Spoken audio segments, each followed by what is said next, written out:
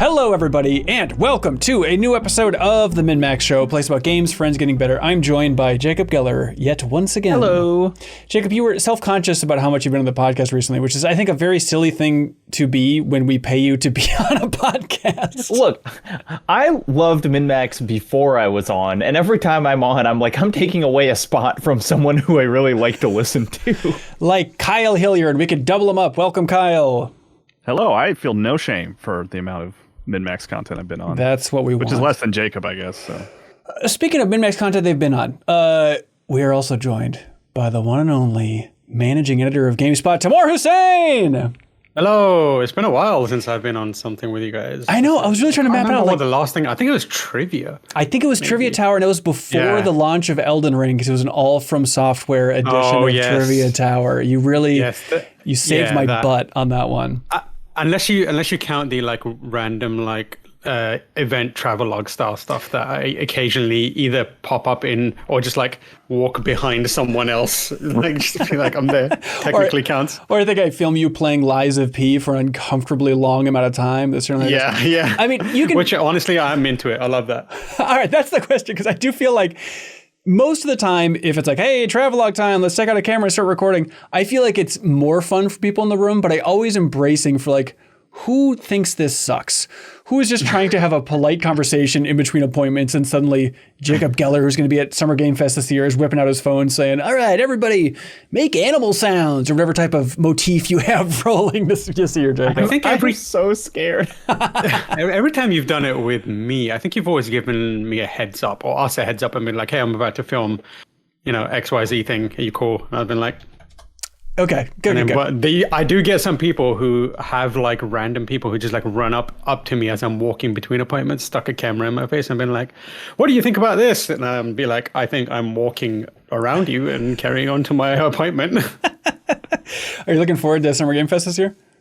I'm looking forward to walking around a lot of people. Yeah, I'm going straight to my appointments. Yeah, have you been to every one? Yeah, I think I've been to pretty much every single Summer Game Fest. Everyone. I didn't go to all the E3s, obviously, because I'm not like super old, but I have been to a bunch of them.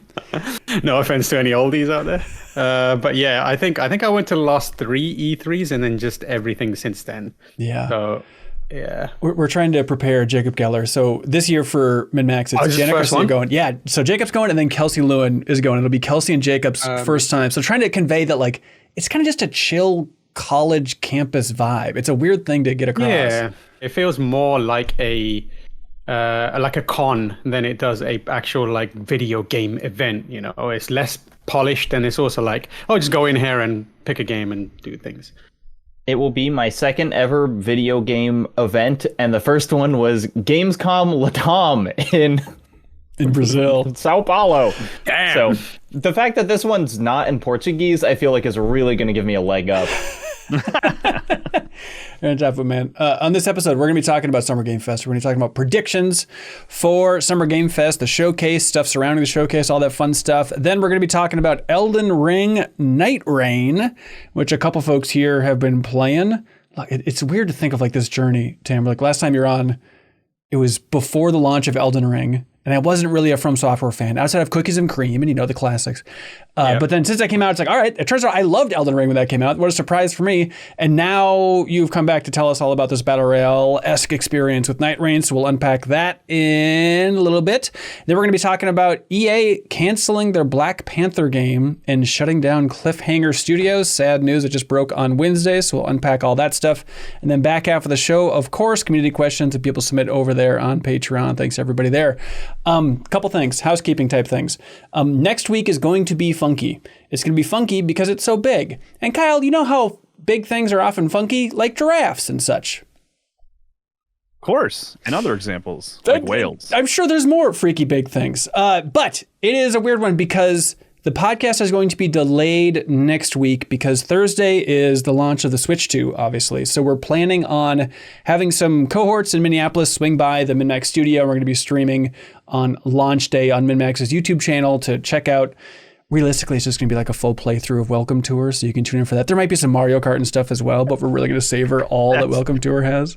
That's the headliner is a welcome tour. I think Sarah will. That try might and stab be me. the first thing I boot up on Switch 2. Truly, genuinely, See? maybe. We'll see. I am right there with you.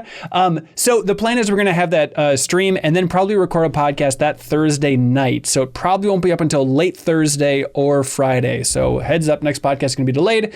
And then on Friday at 4 p.m. Central, we're going to be doing our SGF reaction stream for the Summer Game Fest showcase there. So you can tune in live on that. That's all happening on MinnMax's YouTube channel.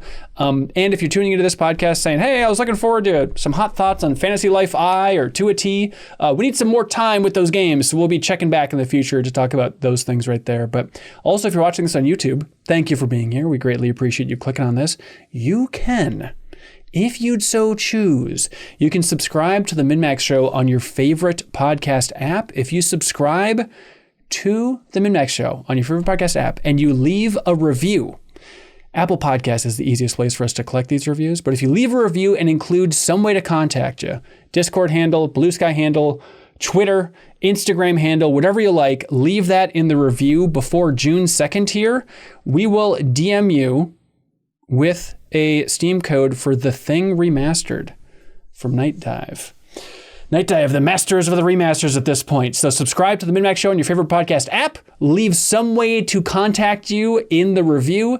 And then we have 21 Steam codes to give away. So odds are pretty good that you'll be getting one. We can't guarantee one for everybody, but pretty good odds because we have 21 Steam codes for The Thing Remastered. So you can help support Independent Games Media and get a great game like The Thing Remastered by subscribing to the MinnMax Show on your favorite podcast app.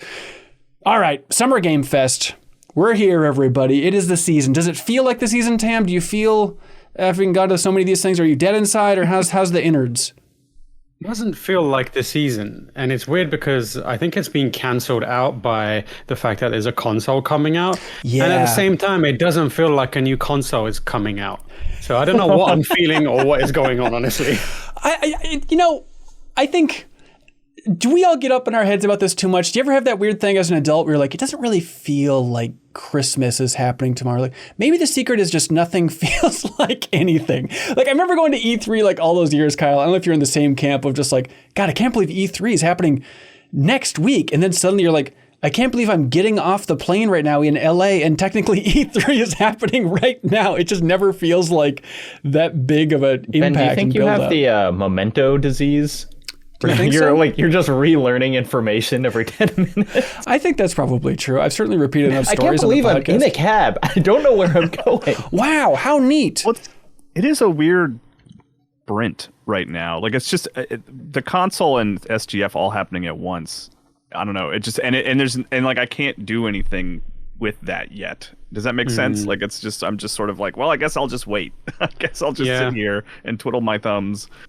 You know, I also feel like it's the level of access we now have the year round kind of devalues stuff like this, where traditionally in previous years, this was the like E3 was the time when there would be an explosion of new information, right? Right. Beyond that, you had to wait for a monthly magazine up until, websites came along, and then websites was a little more frequent. These days, we're just constantly bombarded by information on what's going on in video games. Then when an event like E3 or Summer Games Fest comes around, for cynical people like me, I'm like, this is as much a marketing event as it is a information delivery event, right? So I think it's lost some of its mystique because of that. Like, we just know everything all the time. So it's just, there's no focused like press conference that we can all tune into for an hour and just learn the year's news, I guess, right? Mm-hmm. I think it is, it's like both with Switch 2, a new Elden Ring game, and Death Stranding 2 coming out like a week afterwards. Yeah. It's kind of like, I know the things I'm most excited about right now. So hopefully SGF is cool because it's like, here's stuff you didn't even know you were looking forward to. But it is weird that like all my most anticipated stuff for this year is kind of happening in the next month. And it's not SGF. Yeah, but I think that always happens. It feels like, God, what is the second half of this year? What could it possibly be? And then it's like, this is the event where you can start to lock down, okay, there is going to be a ton of stuff in the back half of the year. We just don't really know concretely what it's going to be. It's still, we're in a weird phase of like, Gears of War E-Day? Is that still going to be the big holiday game? Like, what is this thing? forgot that it even existed. Oh, Forgot about E-Day? I got a Microsoft calendar. did. I'm crossing off the days till I Holy get to Big E-Day because it doesn't feel like Christmas, but it feels like E-Day, baby. Okay, so Or like the day that humanity just collapsed, basically, right? Monsters came up from the ground and killed everybody. I don't know. I didn't really remember the lore too well. But Summer Game Fest predictions. Like, it's fun to try and map out like what exactly happened last year with this big showcase, the Jeff Keighley showcase, right? And so it was like the biggest stuff from last year was Civ 7, maybe the biggest reveal. Lego Horizon, Wanderstop was revealed there. Then stuff like Power Rangers, Rita's Rewind. That's kind of the arena we're looking for, I think, of like level of big reveal that could happen here. It seems like in the big ranking of Keighley's, which we're all interested in doing, it's what? It's got to be the Game Awards #1, Summer Game Fest #2, and then Gamescom, the distant freaky cousin. I might actually Yeah, swap Gamescom and Summer Game Fest. Really? Like, I think Okay. Gamescom is a bigger deal in terms of how it presents, because the audience, as Jacob knows, having attended LATAM, the audience is significantly bigger than most other events. So maybe in terms of priority, I think it's a little flipped around. But in terms of what announcements, who can say? It's all based on who's where in what cycle and that kind of thing, right? Yep. How hard Keighley can beg. So here we go. Big predictions for Summer Game Fest 2025. Kyle, hit us with a haymaker, man. Give us one that's going to make our wigs fall off. The one that I want, and I was like, oh, maybe this is a good one. And then I pulled up that 2025 partners list. Yeah. That it came, and they're not on there. So I was like, well, I really don't think this is gonna happen. But Konami, right? Konami seems to be sort of re-emerging in a way. They got Metal Gear remake. Their Survival Kids is a Switch 2 launch title. That is a Konami game, right? Yeah. Yeah. And I was like, I'm ready for something Castlevania. Like, I'm ready for just, I don't know what it is. And I think it's a little bit of me being so bummed out by Blades of Fire and being like, sort of remembering Lords of Shadow and being like, I want new Castlevania. And maybe this is the time. Maybe Konami shares a new Castlevania. But they're not on the list of partners. So I don't know if that's going to happen. Well, also, there's still the ongoing feud, right? Like, if he's going to be hyping up Death Stranding there, is it still... Because Konami's the only publisher that that Keighley's ever looked at the camera and said, tisk, tisk to, And so is there still a little bit of... show like a Delta trailer at a Keighley event? Oh, God. Was that at Gamescom last year? You might be so. right. I did. I believe there's a story about how that beef has been squashed between Konami and Kojima. So it that should mean that also like Keighley's chill now as well. He doesn't have to defend his homeboy as much anymore. So I think it's okay now. I wouldn't be surprised if something Konami related does pop up in the actual like press conference. Maybe like I don't have this written down, but a new trailer for that upcoming Silent Hill game. Like maybe which one? What is that called? F? Silent Hill F. F. It's like the H. Like gameplay from that, which I don't think we've seen. Pretty cool. Yeah. A whole world of Konami possibilities. I was kind of on the Castlevania front, Kyle. I do feel like with the steps Konami's making, it seems like they're ramping things up. I mean, they're trying to publish games like Deliver at All Costs and whatnot. Which we should have mentioned last week was free on the Epic Game Store. It's like, I think the offer might be over now, but that seems like that would have been helpful to get out there.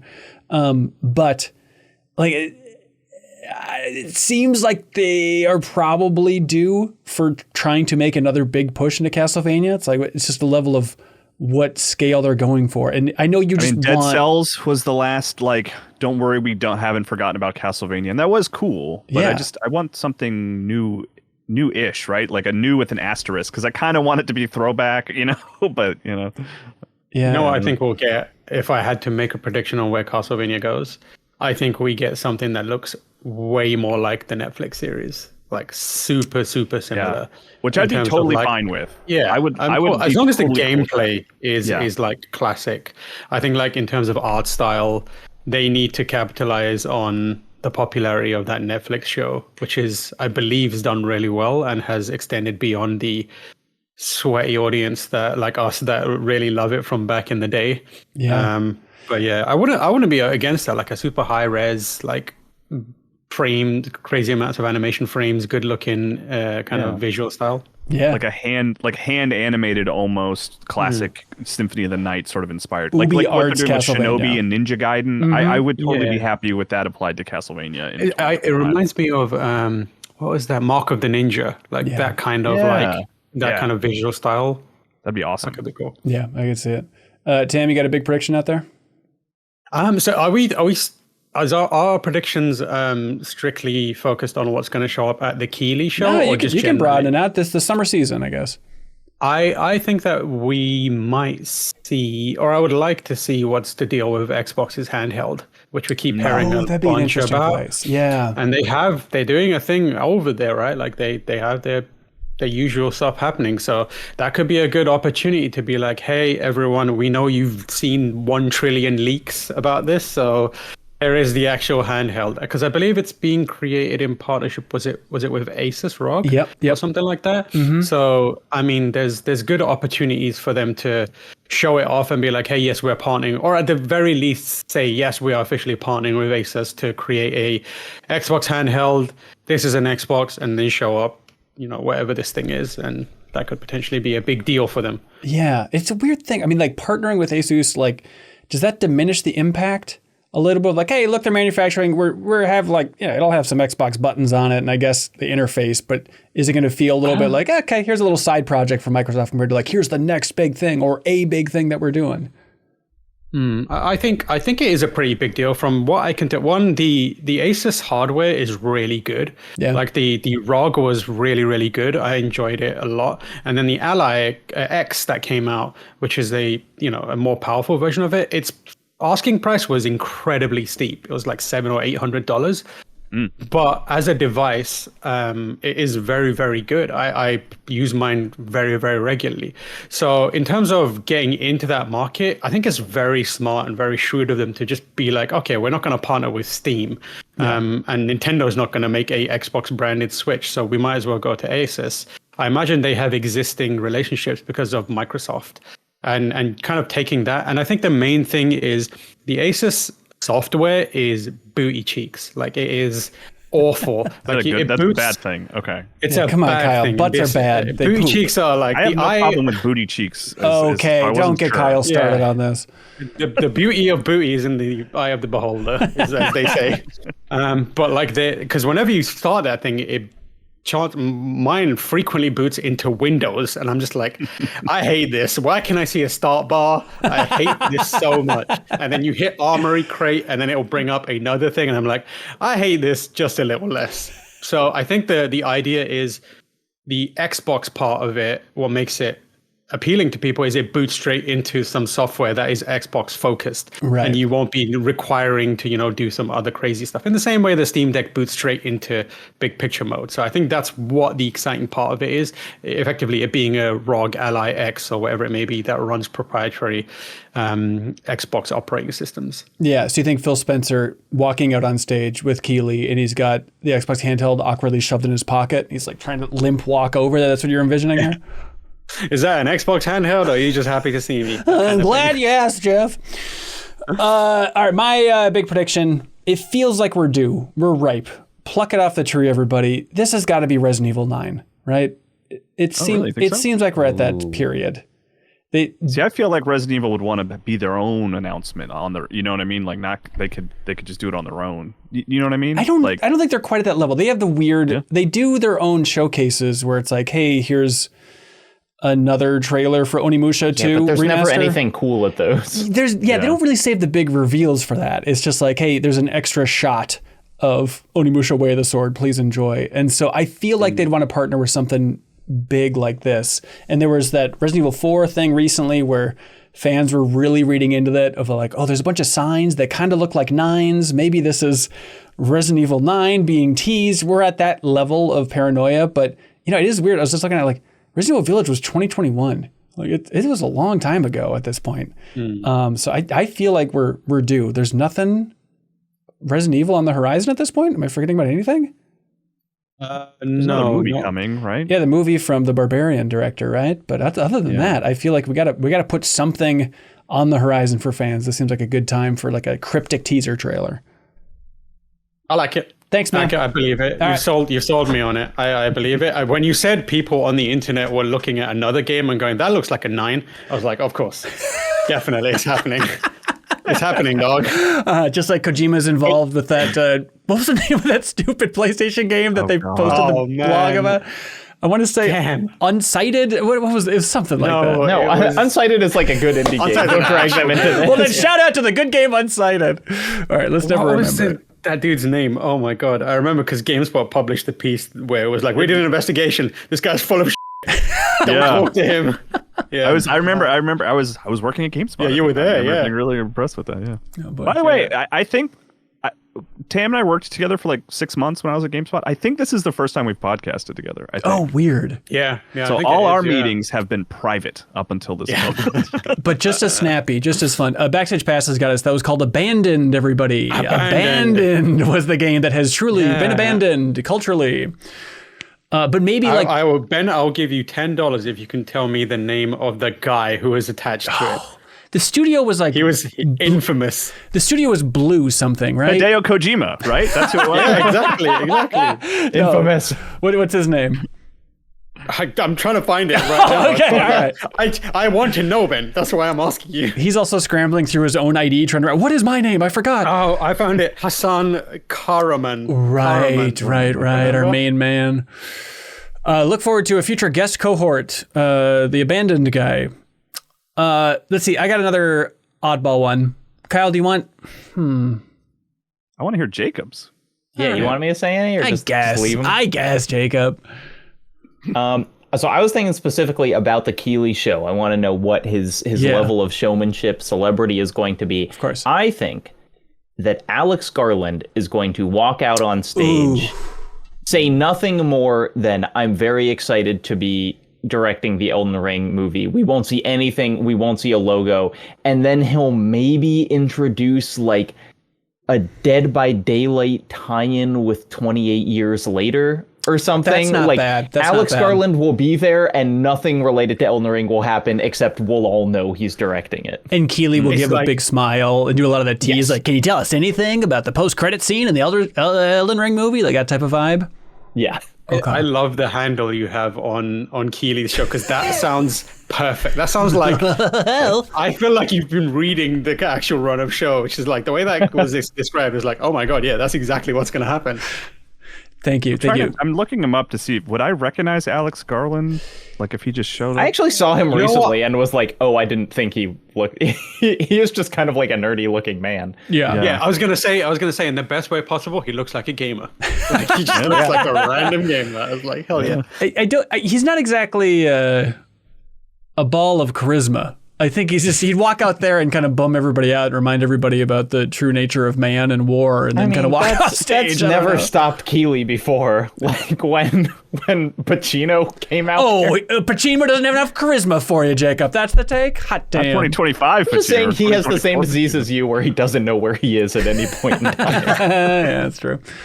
What do you think about if Keeley got out there and did something I thought he was going to do at Gamescom last year when this game was leaking 6 Ways to Sunday, which is officially announce Valve's Deadlock game, that MOBA that everybody's been playing for over a year at this point. Is now the time, and is the old connection with Valve enough to bring that on stage, you think?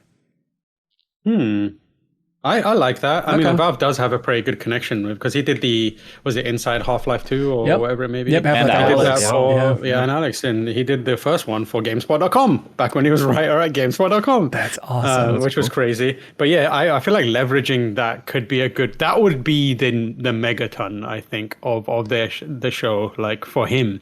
In terms of the scale of what Summer Game Fest is. Yeah. I don't know, man. The announcement would just be like, it's playable for everyone, even though most of you who wanted to play it probably have been already.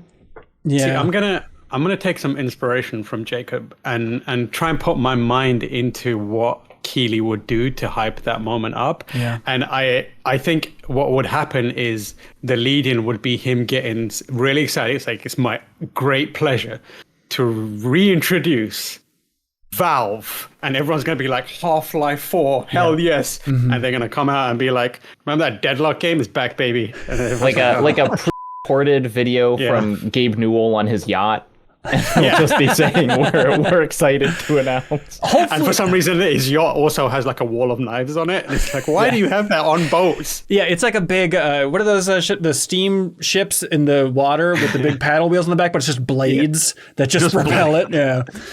So I think Keeley would be smart enough to try and not get expectations up. I think he'd have some, if I was Keeley, it'd be a little thing of like, well, they still can't count to 3, but Valve has something very exciting. He'd set it up hopefully in that way to try and take the wind out of those sails. But who knows? I don't know. I think Half-Life 3, obviously, the rumors never stop. And there were rumors bubbling up recently. That would be a biggie. And that is, it's like a... I agree. That would be a biggie. Frankly, a biggie. I would say, it's not inconceivable. I would put it at a 4% chance that Half-Life 3 is debuted at this show. It would be held for an SGF for a Game Awards though, probably, right? Like maybe. Yeah. But I guess Valve is also going to do what they want, and if they're like, we're ready, we want it to be out now. Yeah. Well, here you can have it. Exactly. Yeah, for sure. Okay, what else you got, Kyle? I was looking at the partners list because I wanted to check if Konami was there, and MetaQuest is on there, and this is an odd prediction, but I really want another like Resident Evil 4 style approach to a VR game. And the one that I don't think will happen, but the one that I genuinely want is the original Metal Gear Solid. I want Metal Gear Solid 1 in VR. That would be so cool. Not VR missions. Confusingly. No. Okay. That could be because I saw like a fan sort of rendition of it once, and just walking around in Shadow Moses in VR, I was like, I desperately want to do that. That seems really cool. Yeah. So that's my bold prediction. PS1 is MetaQuest graphics? announces of. Yeah, hell yeah. Yeah, why not? Oh god. There is a version. There's that game Boneworks where people just make stuff in there, and someone's definitely made a big like Metal Gear style thing in there where you can play in first person, and it looks really good. I've just never had the chance to do it. But you are like, it's the full game. I think it's the full game, and you are just in Shadow Moses in PS1 graphics. And That's what I want. Awesome. The Nikita missile sequence, Kyle, how's that working? You going first person as that missile? Rotate your head. Oh, okay. Okay. Yeah. Go around the hallways that way. That makes sense. I assume that's how Snake did it, right? Like, I think so. Like, the camera wasn't on him when you were firing that missile, but I assume that's what was happening. I mean, so Armature, who's owned by Meta at this point, they're the ones that did that Resident Evil 4, not the remake of Resident Evil 4 in VR. Confusingly, this is the older version of Resident Evil 4 that was in VR that you're such a big fan of. The better version, the more exciting, the more interesting one to play. Yeah. But they haven't announced what they're working on after that Resident Evil 4, I don't think. And have they? It's possible. Is that Grand Theft Auto game? Was that officially canceled? Yeah, it was. I don't know about official, but I think it was in an interview. Somebody mentioned like, we were going to make San Andreas, and we're not going to do that anymore, which is a bummer because that is the era that I think would be funky and cool to have in VR for sure. And probably I think we all like Arkham Shadow here and stuff, but you look at like probably the budget of making some big new VR game versus like if we just lean into nostalgia and give people weird VR versions of crap they played in high school, like it's probably a better play, as gross as it might be. Yeah, maybe it's like lame to admit that I would prefer that. Like I liked Arkham Shadow a lot, but like I want the charm of walking around in environments that I am incredibly familiar with and being able to sort of look at them from a new perspective. I want Shadow of the Colossus VR. Yeah. So I can be terrified just looking up at this thing like, what the I mean, they made that Last Guardian VR experience where you're basically just like in a room with Trico, but like that's still pretty cool. Yeah, God, I forgot about that weird thing. Has anybody else got one? Tam, you got another one? Yeah, I mean, I think this is a far-fetched one, but it just, in my mind, I think I can make it work. I don't think Nintendo is listed as a partner, and they very rarely do get involved in this kind of stuff. Yeah. But my business brain, or like my marketing business brain, is like, this would be the perfect opportunity to make some sort of Switch 2 reveal announcement style thing, because it's out now. It'll be around then, coming out soon, and also like it's an event where a lot of the world is going to be paying attention to it. So they probably want to take the opportunity to be like, hey, there's another Switch coming out. Switch 2 is here. And maybe be like, oh, this is when, Metroid is coming out or something like that. That's show a pretty trailer. good. Yeah. Or even like, I think at the worst case scenario, It would be, here's a sizzle reel for everything Switch 2 related. Yep. Best case scenario is they come out and they're like, hey, Metroid Prime 4 is coming out on this day on Switch 2, and then just leave. Yep. I can see that. Even like, I think their partner direct kind of would scratch the itch as well. But even if it was sizzle reel of like third-party release dates, games coming to the Switch 2, because I still feel like there is kind of like a pile up of people wanting to announce we're going to be on the Switch 2 later this year, and maybe this would be the way to show it instead of trying to squeeze everybody into the whole partner showcase. But that's pretty good. Just, kind of remind people that it's out now. Because, I mean, back in the day, you'd have Reggie come on stage and people would say, I recognize him from the memes, but like Doug Bowser walking out on stage, I just don't think it has the same impact. Like you gotta have something, I was in a room with Doug Bowser and didn't know I was standing next to him. And it was, what makes it worse? It was at the Nintendo store. So all the cues were there for me to figure it out. But like, I think it was Lucy point. I was like, there's Doug Bowser. And I was like, what? Where? He's there. And he's like, I'd been seeing this guy walking back and forth the entire time. It was like, I didn't even register that it was Doug Bowser. How exciting was that Nintendo store to visit? You know what? It was pretty cool. Like we went in there, we had the access before it actually opened and that kind of stuff. And I remember going in there being like, it's just a store. And yeah, it is pretty much exactly a store, but it has a good vibe to it. And also it kind of what it represents as a whole for like that area of the city is pretty big, because it's an area that a lot of people think is like abandoned and there's no one there. It's like, no, it's Union Square. People hang out there now. There's just more of a reason. It feels like a revitalizing presence. At the same time, you go in there and you can buy there's some like exclusive merch in there. There's also merch that I've not seen. Like every Nintendo store that I've been to has never had anything Metroid related. Yeah. And it's been driving me mad. And I went in there and they had a bunch of Metroid stuff, and I just like bought one of each just to send a message to them to be like, there's one person that will buy one of these each. So they had like an E-tank or something funky, right, that you could buy there? Yeah, so the E-tank is a water bottle. There's like a tote bag, which when you like fold it up, it looks like one of the capsules. There's a bunch of shirts. There's like a messenger bag, I think, as well. So I got all that kind of stuff, and a jacket as well. It was an expensive day. Yeah, but now they know that people care about Metroid. God, I went down the dorkiest rabbit hole in a while where I became convinced that I'm like, oh man, that block that the Nintendo store is on in San Francisco, it's like, I think that's the same block and the same store that's in the opening of Hitchcock's The Birds. There's like a scene where the character goes into like a pet store and Hitchcock does his cameo on the street right outside. I'm like, I think that's the Nintendo store. And so I really rewatched that scene, tried to map it all out, and I think it's on the other side of the block. I was really disappointed. I was gonna blow Blue Sky's brain by revealing that the bird scene at the Nintendo store. Fun fact, I grew up in the same place that Hitchcock was born and grew up. So no way.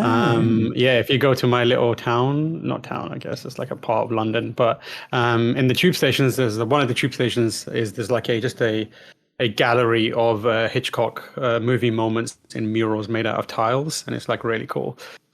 So yeah, that's nice. Do you feel extra connected? Do you feel like you got to go through his whole filmography because of that? Nah. Okay. Oh, not really. Yeah, get the idea. Hey, what do you guys think about this? What about new Final Fantasy shown off at SGF? Now, not here's where the twist is. Not 7 Part 3 and not 17. My prediction is this is going to be a Final Fantasy big offshoot. Think of something like World of Final Fantasy, if you remember that weird offshoot, but just some experimental side thing. Or like your favorite game, Tam. Of course, what is the name of that Souls? Origin? Yeah, Origins. Is that what it is? The one. Oh, Stranger of Paradise? Yeah, right, Final Fantasy : Frank Sinatra. Yeah, Stranger of Paradise, exactly. Yeah. Something in that arena I could see being there. Okay. Look, not everybody's favorite. Yeah. I can't win them all. That's fine. The thing is, I think that the problem they have is they need to finish off the Final Fantasy VII trilogy. And if they rock up with another Final Fantasy, it could be weird. I mean, they have done it before. The last one was that kind of same approach where they had Final Fantasy, was it 16, 17, 18, 20? 16. I don't know what it is. 20. They had Final Fantasy Clive Rosfeld edition at the same time as Rebirth Part 2 or Final Fantasy VII Part 2. So it's not impossible. I just think they also need to be smart about not splitting the Final Fantasy mindshare in too many different directions right now. Yeah.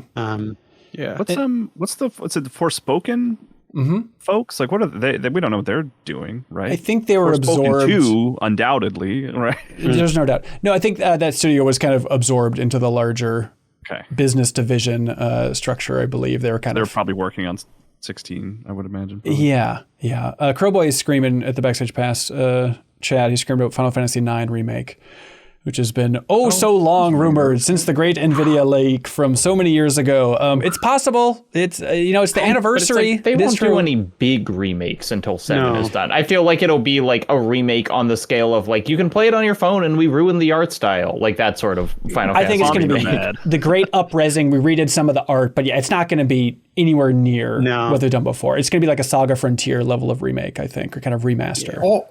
Or they might do a Final Fantasy like collection that like brings together the HD versions of like 7, 8, and 9. That'd be interesting. And like be like, here you go. Yep. Here you go, nerds. Leave us alone.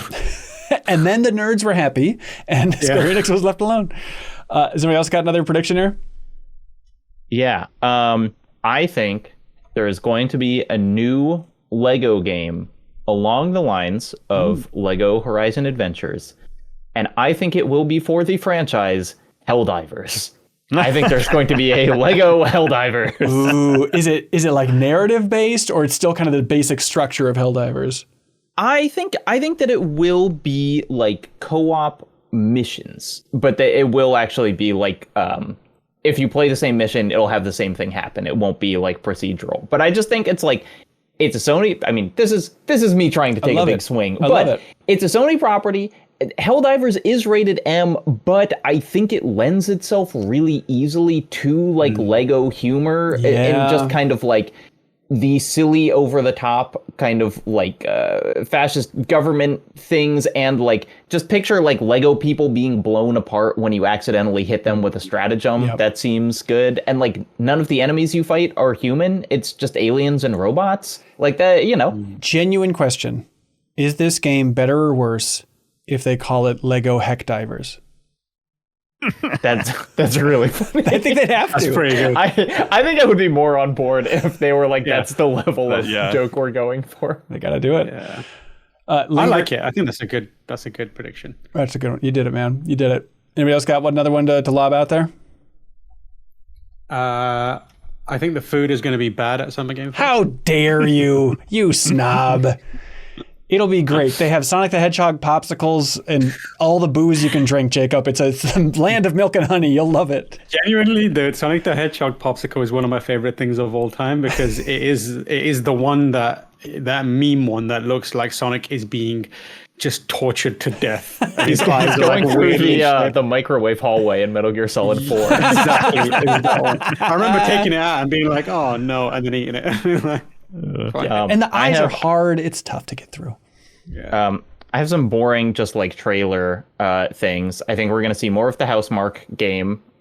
Yes. The Star Wars XCOM game will get like a real trailer. Like we'll see gameplay from it. And I think Hideo Kojima will be there. He will talk about Death Stranding 2. Maybe we'll have like a big, release date trailer for it. Or not release date, just release trailer. Launch trailer. And I think we will see a logo for one of his other projects. Like the OD Xbox thing? OD or the whatever that stealth one's called. Physant. That's good. The Star Wars thing reminded me, this does feel like the time and place where Star Wars Eclipse could come back too. The Quantic Dream game. Yeah, that game's real. It's we're definitely going to see that game again. If you saw on May the 4th, they tweeted out some eye emojis or something, so that's a game to me, baby. Someone's doing something. Someone's doing something, and they're a bit overdue. Kyle, when someone's really doing something? Yeah, you can really tell. You can see it in their eyes. You can see it in their eyes when they're doing something, like when they're cooking you a fine meal, which you can get from HelloFresh, Kylie Hilliard. You know how you want to enjoy summer, make the most of the fresh air, the sunshine. You don't want to be stuck in the kitchen all day. You want some convenient, good food dropped off at your front step, and then you can make some easy, quick meals. And what if I told you there's stuff like a chicken Dijon, a pecan-crusted trout for you, Kyle? Interested Just yet? for me? Yeah. Pasta primavera? You had me at food. And if you told me, hey, Ben, at some point in your life, you can create pecan-crusted trout for friends for dinner, I would have laughed in your absolute face. I would have spat in your drink because that would be so impossible. Thanks to HelloFresh, it's more than possible. It's easy. They give you very simple directions. What do they call them? Recipes right to your door, along with all these things all separated. Every HelloFresh meal uses high quality ingredients, including seasonal fresh produce and proteins that travel from the farm to your doorstep. And they want you to know that in 2025, they're evolving to fit every lifestyle by bringing customers even more convenience without compromising on taste, health, or their homemade quality. You can get their new ready-made meals, chef-crafted, flavorful dishes right there. You can feel great with meals that fit your spring schedule and make the season even more delicious. Go to HelloFresh.com/MinnMax10FM right now to get 10 free meals with a free item for life, one per box with active subscription. That is free meals applied as a discount on the first box. New subscribers only. It varies by plan. But again, check out the link in the description, HelloFresh.com/MinnMax10FM to get 10 free meals. What a deal and what a partner. Help support HelloFresh because they're great. All right, Tam, let's get to the biggie. Elden Ring, Nightreign. Maybe go into, I feel like I heard you talk about, based on previews for this game, right? That you're like, oh my God, it's so much more Fortnite than I expected as a big Elden Ring fan. Was that the fair assessment going into this thing? Or what was your read before you jumped into this thing yourself? I don't think I actually ever said Fortnite, but I can understand the sentiment. It is way more of a battle royale style like setup than you might think, except you're not actually taking on other people. I think my preview, the one preview that I wrote for it, was kind of around the angle that it's a From Software game. So, and it has all the kind of recognizable elements of that, but it's a From Software game that is designed to teach you how to play it incorrectly. So it's like you have to do everything the opposite of how you know you should be playing From Software games. So instead of like very slowly moving through environment and soaking it in, you just go a whole ass the entire time. And so that means there's not enough time for like exploration. You don't really get to sit there and look at like, item descriptions. Your kind of decisions are made very, very quickly. And that includes like what weapons you use. Kind of like, sometimes you don't have a choice. You just need to pick up a weapon with bigger numbers because you know that the pressure is on, and at this certain period, you're going to have to fight a difficult boss. So it's a it's a subversion of what From Software makes. And it's also a subversion of Elden Ring in many ways. And that makes it a very interesting game. For me, I think it's a good game. Some might even say it's I know our reviewer gave it a 9 out of 10, which I both agree with. And also kind of elements of, I'm like, that doesn't work in the same way for me, but I can understand how someone would feel that way about it. It's a really interesting game because it's one of those ones where I think when people talk about it, someone will mention something about the game and you'll be able to find someone who thinks that's awful and someone who thinks that's incredible. And that is why I'm like, it's a very, very interesting, fascinating, and like intriguingly designed game. From a experiential perspective, I turned that game on multiple times and played for many hours, and I had a good time with it. There were some rough edges that I bumped up against, stuff like the jumping is kind of weird, and at times it can feel like the bosses are a bit like bullet spongy. But at the same time, all the fundamental pillars of what make a From Software game are there, just kind of reinterpreted or forcing you to come at it from a different angle. Yeah, Kyle, I mean, you love Elden Ring and you hate the idea of multiplayer games. Even if you see another person like on the sidewalk, you get horrified. Are you scared going into this, or what was your experience so far? I mean, basically when it was announced, my reaction was almost like this is not for me. Like this iteration of Elden Ring is explicitly designed around the things that I don't like, that I don't want in a game like this. and I shockingly bounced off of it. like I just was like, this isn't what I want from this experience. I like From games, and specifically Elden Ring, to be a slow-paced, lonely exploration game. Yeah.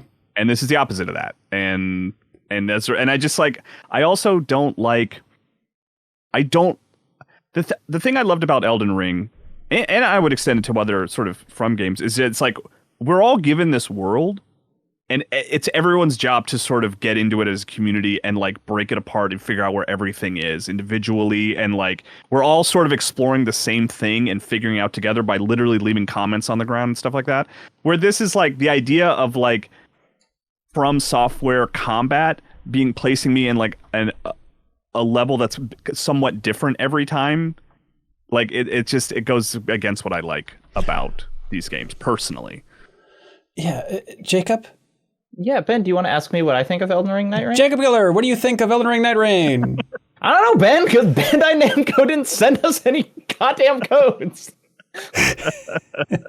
Why would they? Why would they? Us who gave Elden Ring Game of the Year, me who gave Elden Ring Game of the Year, Dark Souls 3's biggest defender over here. I hear you. I agree. There's also a part of like, I can't complain about not getting the game free and early, but I do hear you that it's just like, we're pressed. You're right. It would have been nice to have more people who could jump in and talk about their experience with this damn thing. Were you playing with people, Tam? Yeah, I played with a bunch of people. I will say, first things first, do not play this game single player. It is a nightmare. It's just not built that way. And I'm sure people will figure out a way of making it work, but it is not an immediately enjoyable experience. You just get your ass kicked nonstop everywhere. I'm laughing because when I booted up the game and I hit start, and the ad came up for like, hey, sign up for PlayStation Plus, which I'm not a member of. And I was like, nah. I don't want to pay to pay with other people.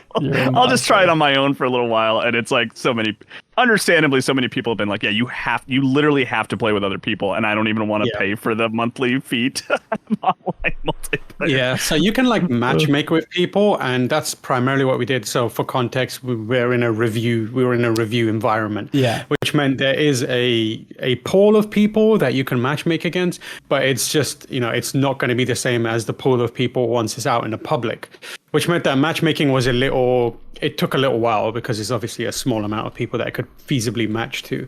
But I did get a bunch of games in with randoms, and it works. Like you're able to play the game and enjoy it using ping systems and that kind of stuff. However, it's contingent. That enjoyment is contingent of one person knowing what they're doing and taking charge. If you don't have that person in your group, chances are it's going to be a weird experience where you just don't feel prepared. You're not really making any progress in the ways that you think you should be.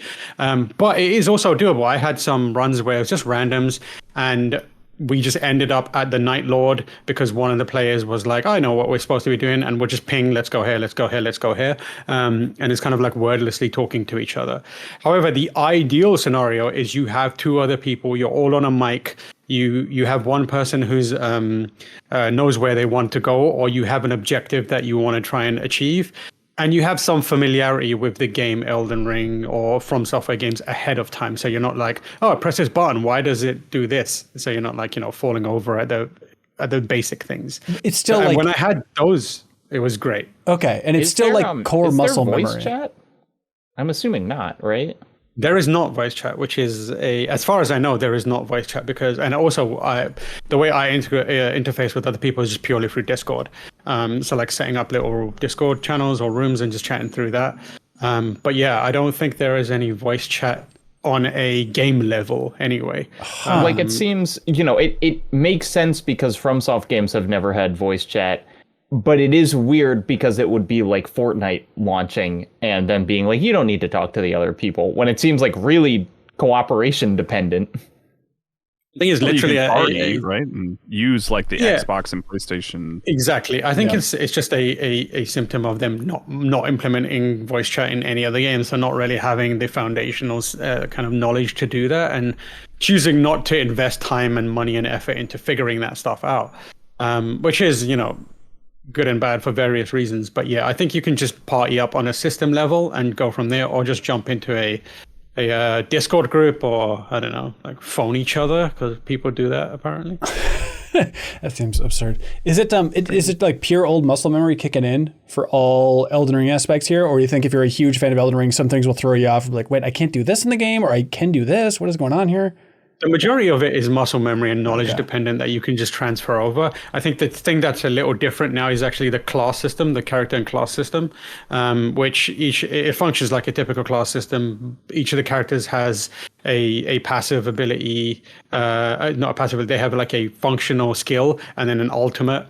And they usually have some sort of like pacing to them. Like I played as I a lot of the time, which was a bow and arrow character.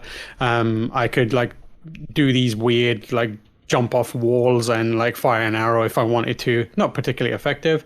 And then the other stuff he did was like his ultimate was like a big arrow that would take out a bunch of enemies or hit a bunch of enemies on the way, that kind of stuff. And then there's other characters that have like, you know, more defensive abilities or offensive abilities. There's a character which will like, oh, I extract magic from the world around me to build a new powerful type of spell, that kind of thing. So there's unique elements to each of the characters, and I don't think there's much of that in the traditional Elden Ring experience. It's usually tied to weapons. You pick up a weapon, you get a weapon art or a special ability, that kind of stuff, which also still happens. Right. And then the other part of it is like there's no real character crafting or like progress element. You're not going in and putting skills into specific kind of attributes. Your character has a set of attributes that the game deems as being priority attributes. And then when you go up to a site of grace, you just hit upgrade and it just improves those specs, and that's it. So it will spec your character deeper into the role they should fulfill. And then the rest of it comes from weapons, which you can pick up a weapon, and most of them have a passive ability. You don't need to use that weapon to confer the benefit of that ability to yourself. You just need it in your loadout. So if you've got a giant sword in your pocket and you never want to use it, but you know, oh, every time I kill an enemy, it gives me some health back, you can just shove that in your pocket and keep it there and carry on using your spells or whatever it may be, which gives it a bit of versatility at the same time. Yeah. Are you still dealing with like equip weight and like different kinds of rolling, or is that part of the character classes? No. So you don't have any of that. The equip weight obviously doesn't factor in because you have a limited amount of slots where you can put items into. So I think it's like 3 primary, 3 secondary weapons, and then like a few talisman slots and item slots. And generally, like if you want something beyond that, you have to chuck something away or replace it and that kind of stuff.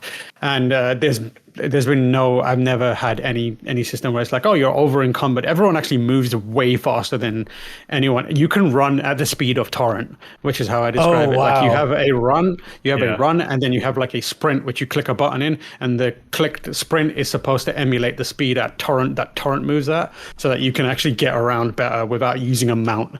Because if everyone was pulling out Torrent at every moment, it would be a nightmare for that game. That's because you asked Jacob, like, sort of broadly, like, does it play differently? And that is what I was going to say, is like, you do move quicker, and jumping's a little bit different. Like, you can actually jump up walls to a certain degree. Like, you can sort of like Mega Man X style a little bit, you know? It just keeps you moving quicker all the time.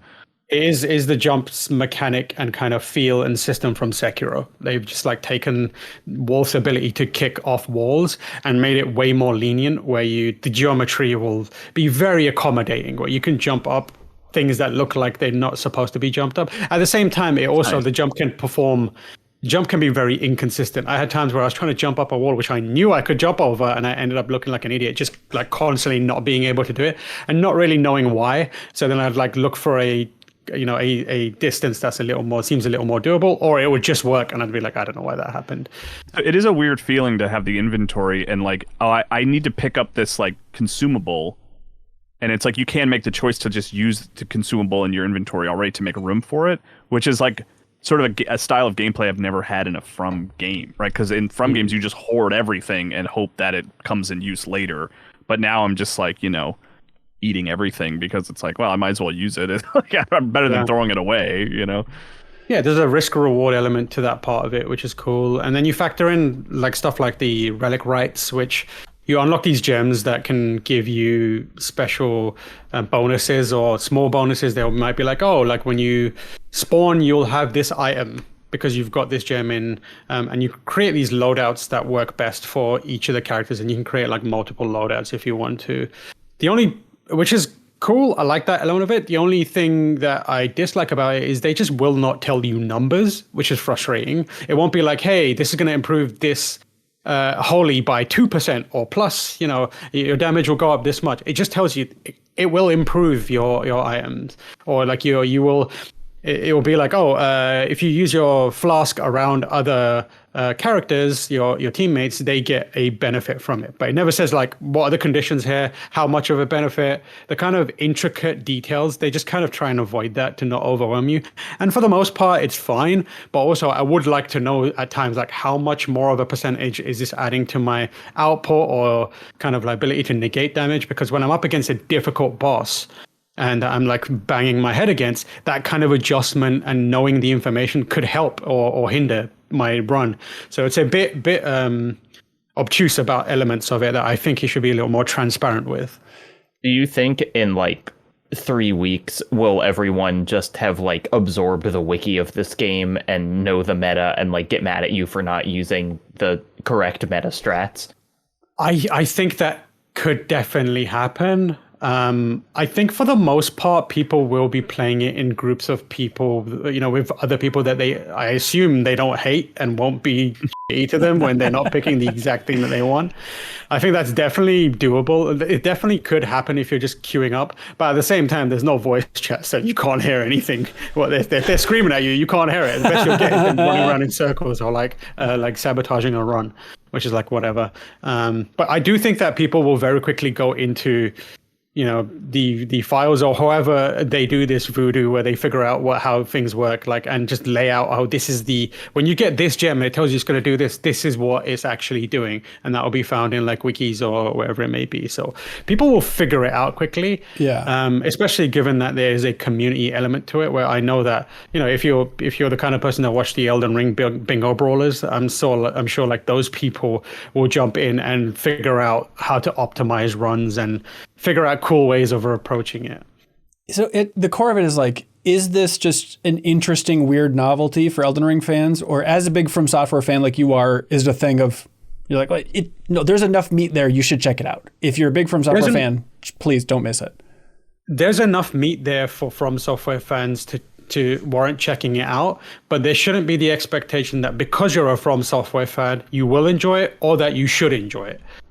I know that that sounds weird, but like I think the biggest like hurdle to overcome from a optics view is that it looks like Elden Ring. It looks exactly like Elden Ring. It's using assets from Elden Ring. So people are going to come in there with expectations, and they're going to be like, I love Elden Ring. I'm a FromSoft person. I'm going to enjoy this. There's no guarantee that's going to happen. You could bounce off within minutes because it's a different type of game. There is enough meat in there if you play it and you're like, oh, I'm into this. I kind of like the combat of it. I like the way being in an Elden Ring world. I'm okay with, coming at it from a different angle. And I want to see like old favorite bosses, because it is like pulling from previous games to like fill out the content slots. Like you will find the Centipede Demon, the Nameless King will show up, and that kind of like callbacks to other games is there, and they have like a general loose narrative framework for it, and where it's like, oh, it's weird stuff is happening, it's pulling in from all kinds of timelines and worlds and that kind of stuff. But it's just an excuse for them to go back and be like, hey, we got this old boss, let's reuse it, could be cool. And some of them behave differently. So I do think that for me as a fan, it is also a novelty, but it's a novelty that I appreciate and I can see a purpose for. And I've mentioned this before, but like based on my interviews with Miyazaki and he's a big proponent of trying to make space for, directors that aren't him to come in and find their feet and figure things out. So this is a game directed by the battle director of Elden Ring. So this is his first fully fledged, Okay. And I think this was a case of him saying, I've got an idea for a game, or Miyazaki going to them or whoever it may be and saying like, come up with an idea for a game, and then risk managing it into like, oh, we'll use the Elden Ring assets to put a new spin on it. And he gets experience out of this, and it kind of helps build up people on the rise within From Software, which again, this might be like me copium for From Software or like just shilling for them, but like I think it's a good move in making sure that the company is a little more healthy, that they create knowledge internally that can be used for more game development. And also they do more work on figuring out how to improve future games by using, projects like this. They do that a lot. They will come up with weird, ideas, or they'll implement things in various games that are a sign of what's to come. There's like characters in Dark Souls 1 that are references to Bloodborne that didn't show up many, many years later. And there's mechanics and stuff that are like the poison mechanic in Sekiro is a version of the stuff that they have been using in previous games up until that point. So I think there's parts of this game that I can see, they're trying to brush up on and figure this out maybe for a future thing. And I think multiplayer is a part of that. That's the thing that I think people are freaked out about. Like, hey, we want those developers, we want new blood in there other than Miyazaki directing these things to build up the talents. But like, if the direction they're going with the talents is we want to get better in the whole online multiplayer arena, it's like, I don't know. This might freak some people out.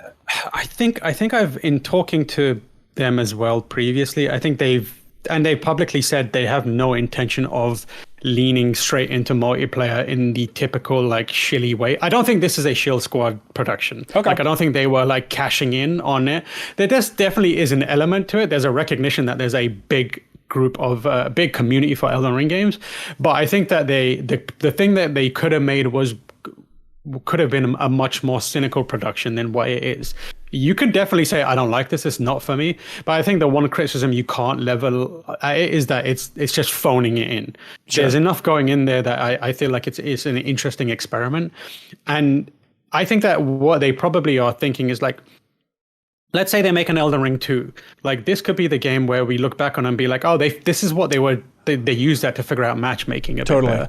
Which makes sense because, Elden Ring, one of the most popular mods is the seamless co-op mod, where you just have people in that open world together, which means people have figured it out. It's just From Software hasn't implemented it. There could be a situation where we look back and go, we got to seamless multiplayer officially by way of Nightreign, which I'm open to. Yeah. Okay, so is it going to be your game of the year? I don't anticipate it being my game of the year. I think it's one of the games that I remember from this year as being most interesting for various reasons. But I think there's other games that could potentially be my game of the year. Expedition's currently running away with it. Yeah, I'd have to imagine. There is a naked snake on the horizon that I'm very, very excited about. Look, everybody on this call loves Metal Gear Solid 3, but wouldn't it feel kind of gross if we're like, well, I guess that's the top of all of our charts is the remake of Metal Gear Solid 3? If a game is good, I call balls and strikes. If it's good, it's good. Like, I don't care about anything beyond that. Yeah. Elden Ring Nightreign. It is $40. Curious to see what other people think of it. What the general reaction is going to be towards this thing, especially once things have like quieted down. Like genuinely, like end of the year discussions. I'm so curious to look back on Elden Ring Nightreign and see how everybody's sitting with it. Jacob, where's your hype level right now, based on absorbing everything?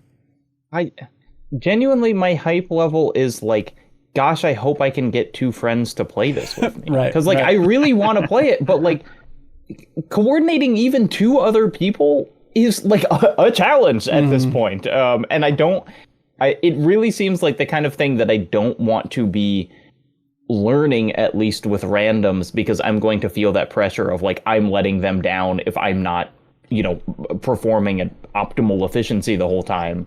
And so like, I really want to get into this, but like, I have just found like, even getting through all of Split Fiction with someone was hard, and that was only one other person. Yep. No, that's fair. That's fair. My advice would be, if you're looking to do that phase of kind of like discovery and figuring it out, do it with randoms. Do it in a protected bubble where they could jump around as much as you want. You won't hear them. Just have that fun there, and like get ready for when you do get those friends and you can have an optimum experience. You'll be the one that knows what's going on and kind of can guide people if they need it. Like, who cares about randoms? Make the mistakes with randoms. It's the friends. It's the experience you have with your friends that you want to kind of preserve and optimize. So do it. There we go. Jump on in. Just before we started recording here, there was breaking news from IGN, Rebecca Valentine over there, that EA has canceled their Black Panther game, which is huge, strange news from EA. This is not the Amy Hennig game, if you remember that. That was the 1943, the one with Captain America in it as well. That one was just delayed until next year. That's the one through Skydance. But this is the one that EA was working on, and it was with Cliffhanger Studios, which was a lot of former talent from Monolith. So it's an interesting thread now where Monolith has been shut down. The Wonder Woman game canceled. But everybody who fled Monolith to form Cliffhanger Games, which is like the creative director for the Shadow of Mordor, Shadow of War games, Michael DePlotter, Kevin Stevens there, they all left on this arc, sailing over the horizon with the Black Panther game with Cliffhanger Studios, and now also that has been shut down. Tough journey for everybody here involved. It's like people who are hoping for maybe there's going to be some semblance of the Nemesis system that's going to be carried through to this Black Panther game because of the talent involved, if they can get around the patent, all that fun stuff, like that is also dead at this point. It's a weird spot. I mean, EA just, laid off so many folks a little while ago from Respawn and beyond, shut down the 18th opportunity to maybe revive Titanfall in a way. But Tam, how you sitting with this Black Panther news? I can't say I'm like unsurprised. I think I can't remember if I'm imagining this, but didn't they say recently that they like licensed IP games were kind of weird for them right now? Yes, because it's a weird thing of like you gotta. EA was saying that.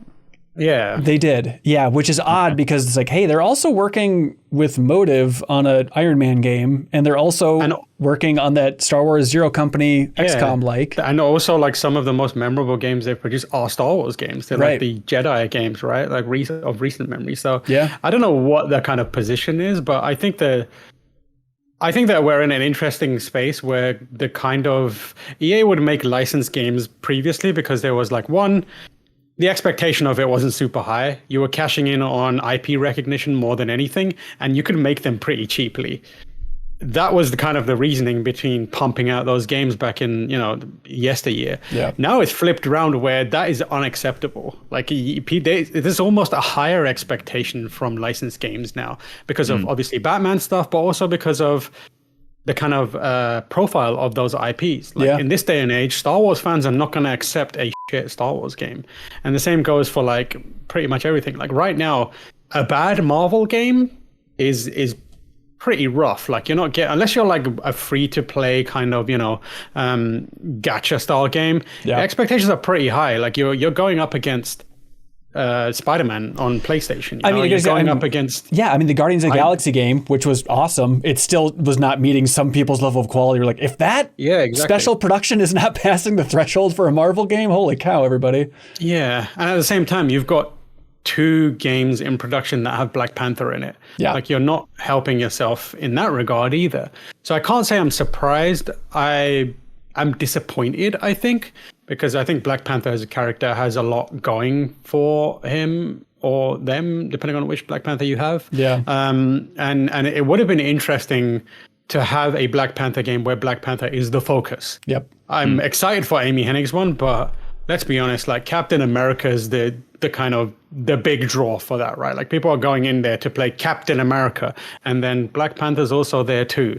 From what we know so far, I'm sure it'll be like more even, but it would have been good if Black Panther didn't have to share screen real estate with another character, Yeah, and there's something about like that Amy Hennig game. It seems like it's going to be pretty tight, pretty linear, whereas this game, presumably running around an open world of Wakanda, like that does seem pretty appealing. When they announced it, because I found the original announcement, which was 2023, they called it a rich superhero sandbox. Yeah, right. Which to me feels like an Infamous kind of approach. Yeah, Infamous. Or Shadow of Mordor. That was a rich sandbox. Yeah, and so that development team, like Michael DePlotter, the creative director there, to leave after Shadow of War and just has not gotten a new game out since. Like, oh my God, there's just so many of those creators. I mean, Jade Raymond's also in that camp now with Fair Games. Amy Hennig was in that camp, but there's so many of just kind of like these really talented directors that are just stuck in these year-long developments that then get scrapped over and over and over again. It's such a rough spot. I mean, it does. It feels kind of like the what we were seeing with like HBO last year of just like, you can't be a company that doesn't make games.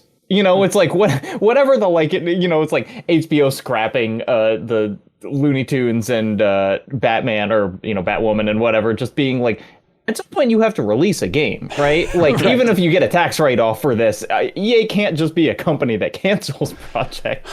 Right. And I you would also think, wonder like how much of it is just like senior people just making bad decisions based on like knee-jerk movements. Because like there was a time when Black Panther game was a slam dunk, and I bet you around then people were like, of course we're gonna make a Black Panther game. Have you looked around? Like the culture is defined by Black Panther currently. And then not really factoring the fact that by the time that game comes out, we'll have moved on to elsewhere. And maybe there's an element of that where it's like, oh, well, I don't think we should invest that much in Black Panther right now. So can it? Risk assessment. it's just too the idea though that like you can scrap the game, but then shutting down the entire studio as well. It's like, EA, there's nothing you can do. Nothing makes sense for having presumably hundreds of talented developers. There's no project you could slide their way at this point. Like, that's such a rough spot to be in. Yeah.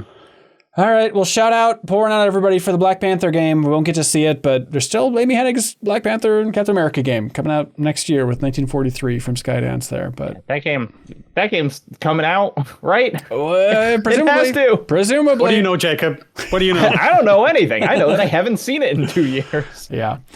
All right. Well, hey, thank you to everybody who supports MinnMax. I greatly appreciate for everybody unlocking a benefit over there.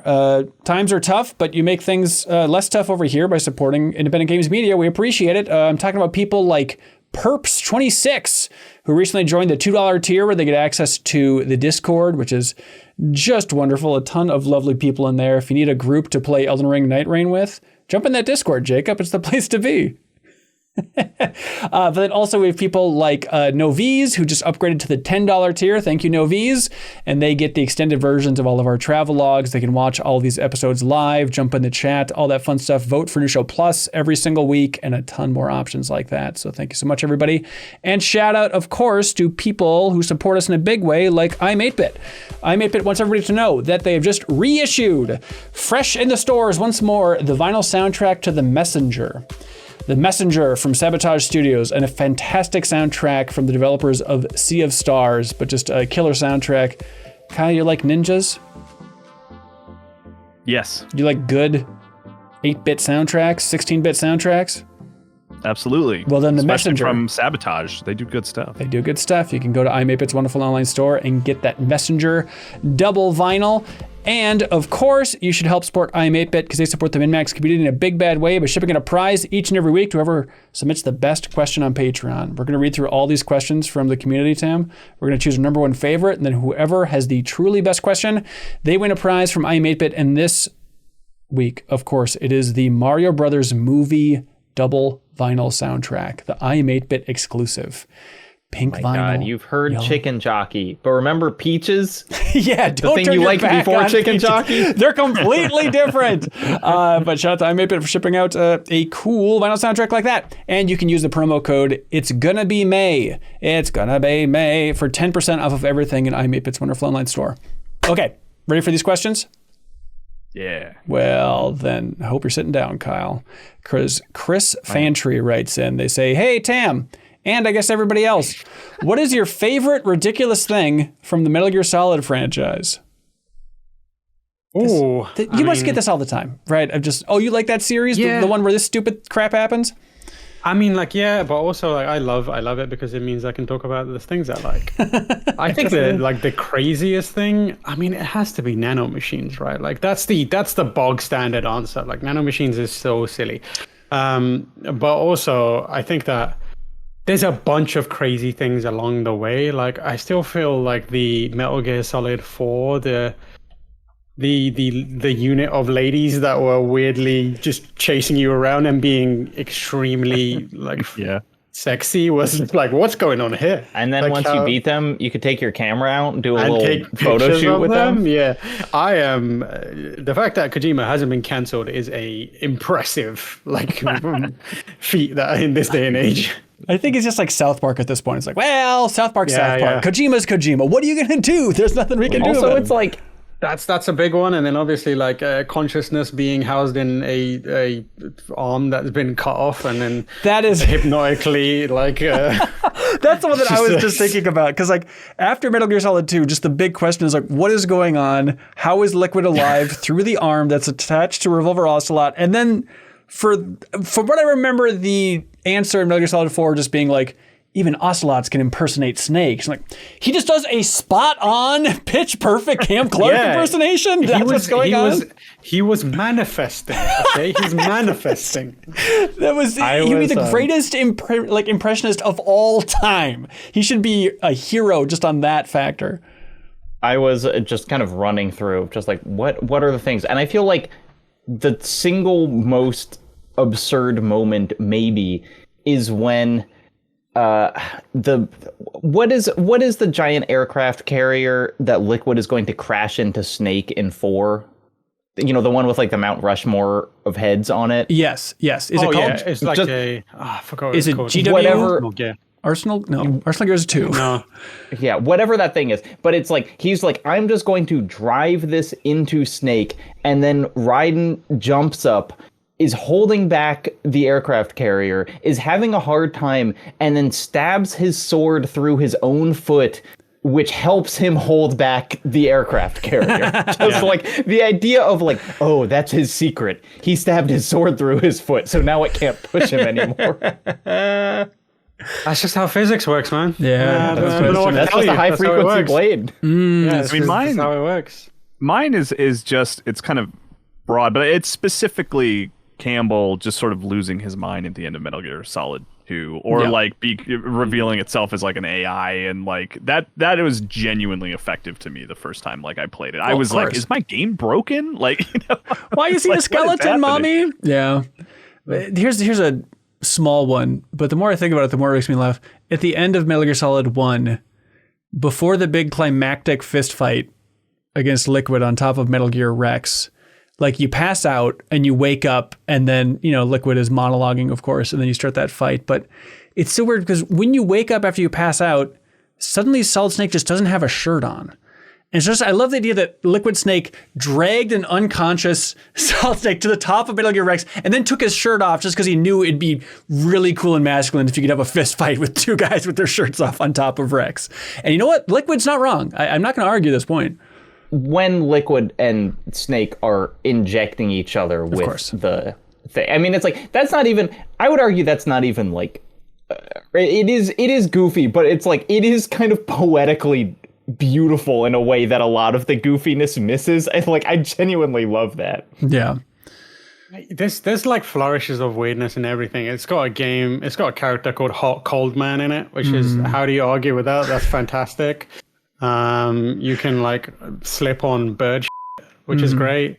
You can kiss posters if you're hiding inside of a locker and the poster is a hot Japanese model. You know? I really liked in 4, there were a bunch of like unlockable weapons, and one was the sunlight gun from Boktai, the Kojima game that you had to play in the sun, like the Game Boy game. And when you use it, Snake just holds it up and yells, "Sunlight!" Yeah, how you also, there's the stuff that kind of alludes to the politics of what's going on, like remember the whole discussion about when you had to, in Ground Zeroes, when you had to erase all the Kojima production logos? Right. And that was happening at a time where people were like, is everything all right in there, Kojima? Are you doing okay, buddy? That was such a weird release for that entire Ground Zeroes package. Are you all in on Death Stranding 2? Is your hype level off the charts at this point for that thing? Oh, yeah. I wasn't...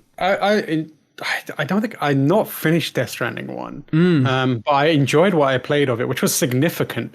I'm probably going to go back and wrap that up very soon, hopefully. But everyone who's played it, I didn't get to play it at preview, has said it's more Metal Gear than Death Stranding, which is like, you're saying good things to me. Like, I'm in for that. And it definitely has a lot of the weirdness around Metal Gear that seems to be there as well.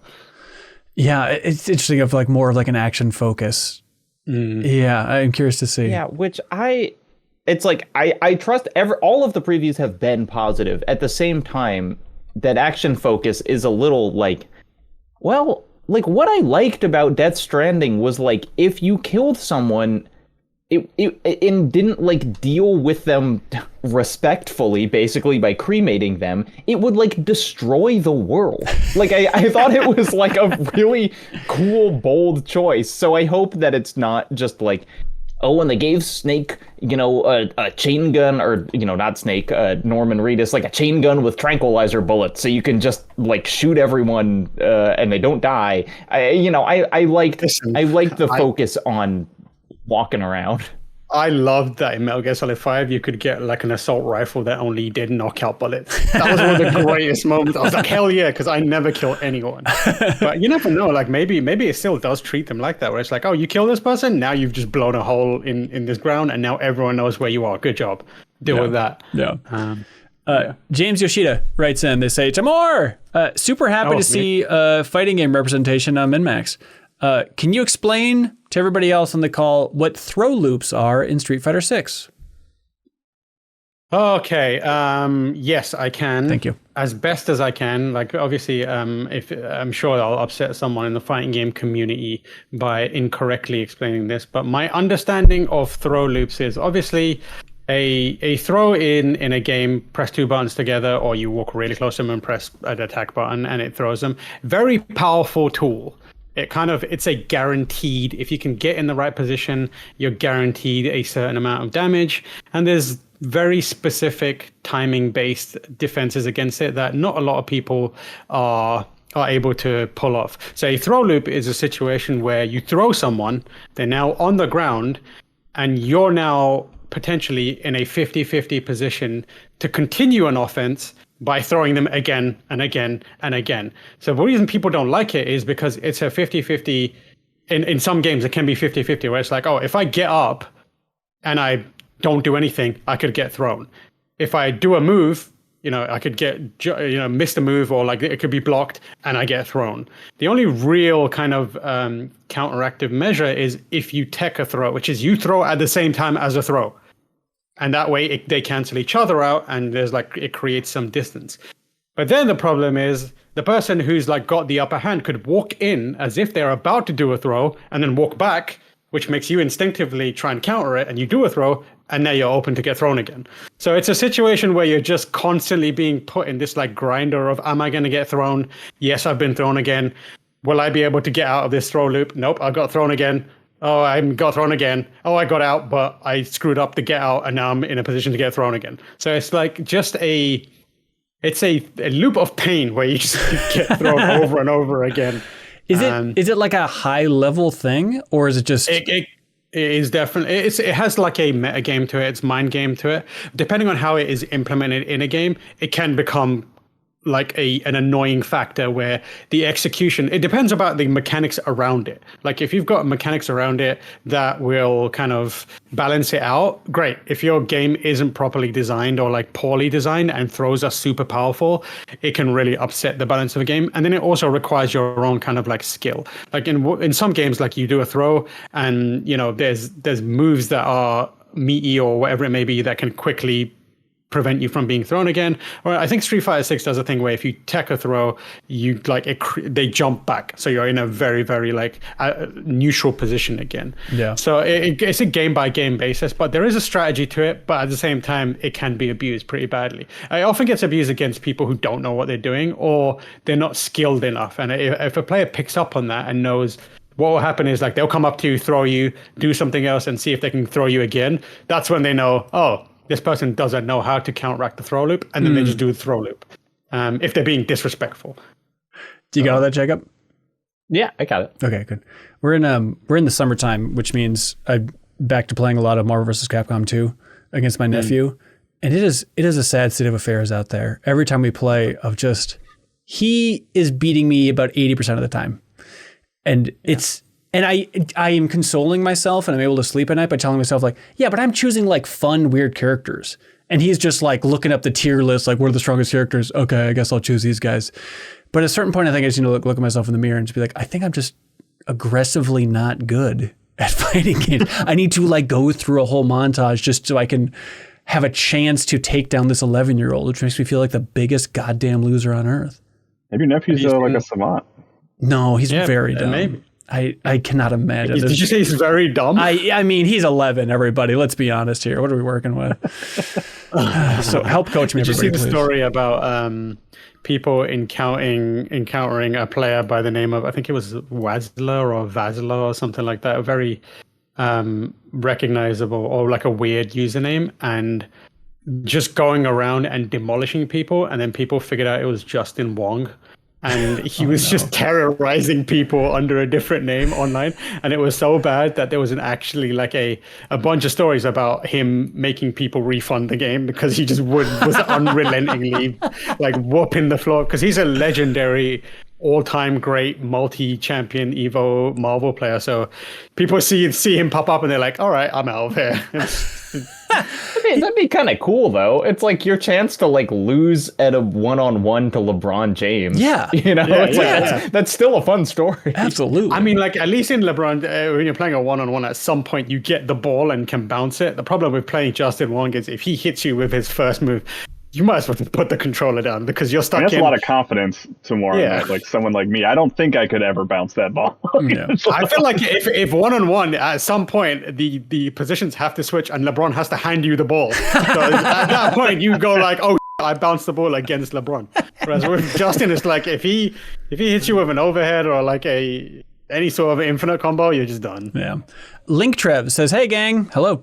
With GTA 6 dropping next year, I've been wondering, does free roam crime still hit the same way in 2026 as it did in 2013 with GTA 5?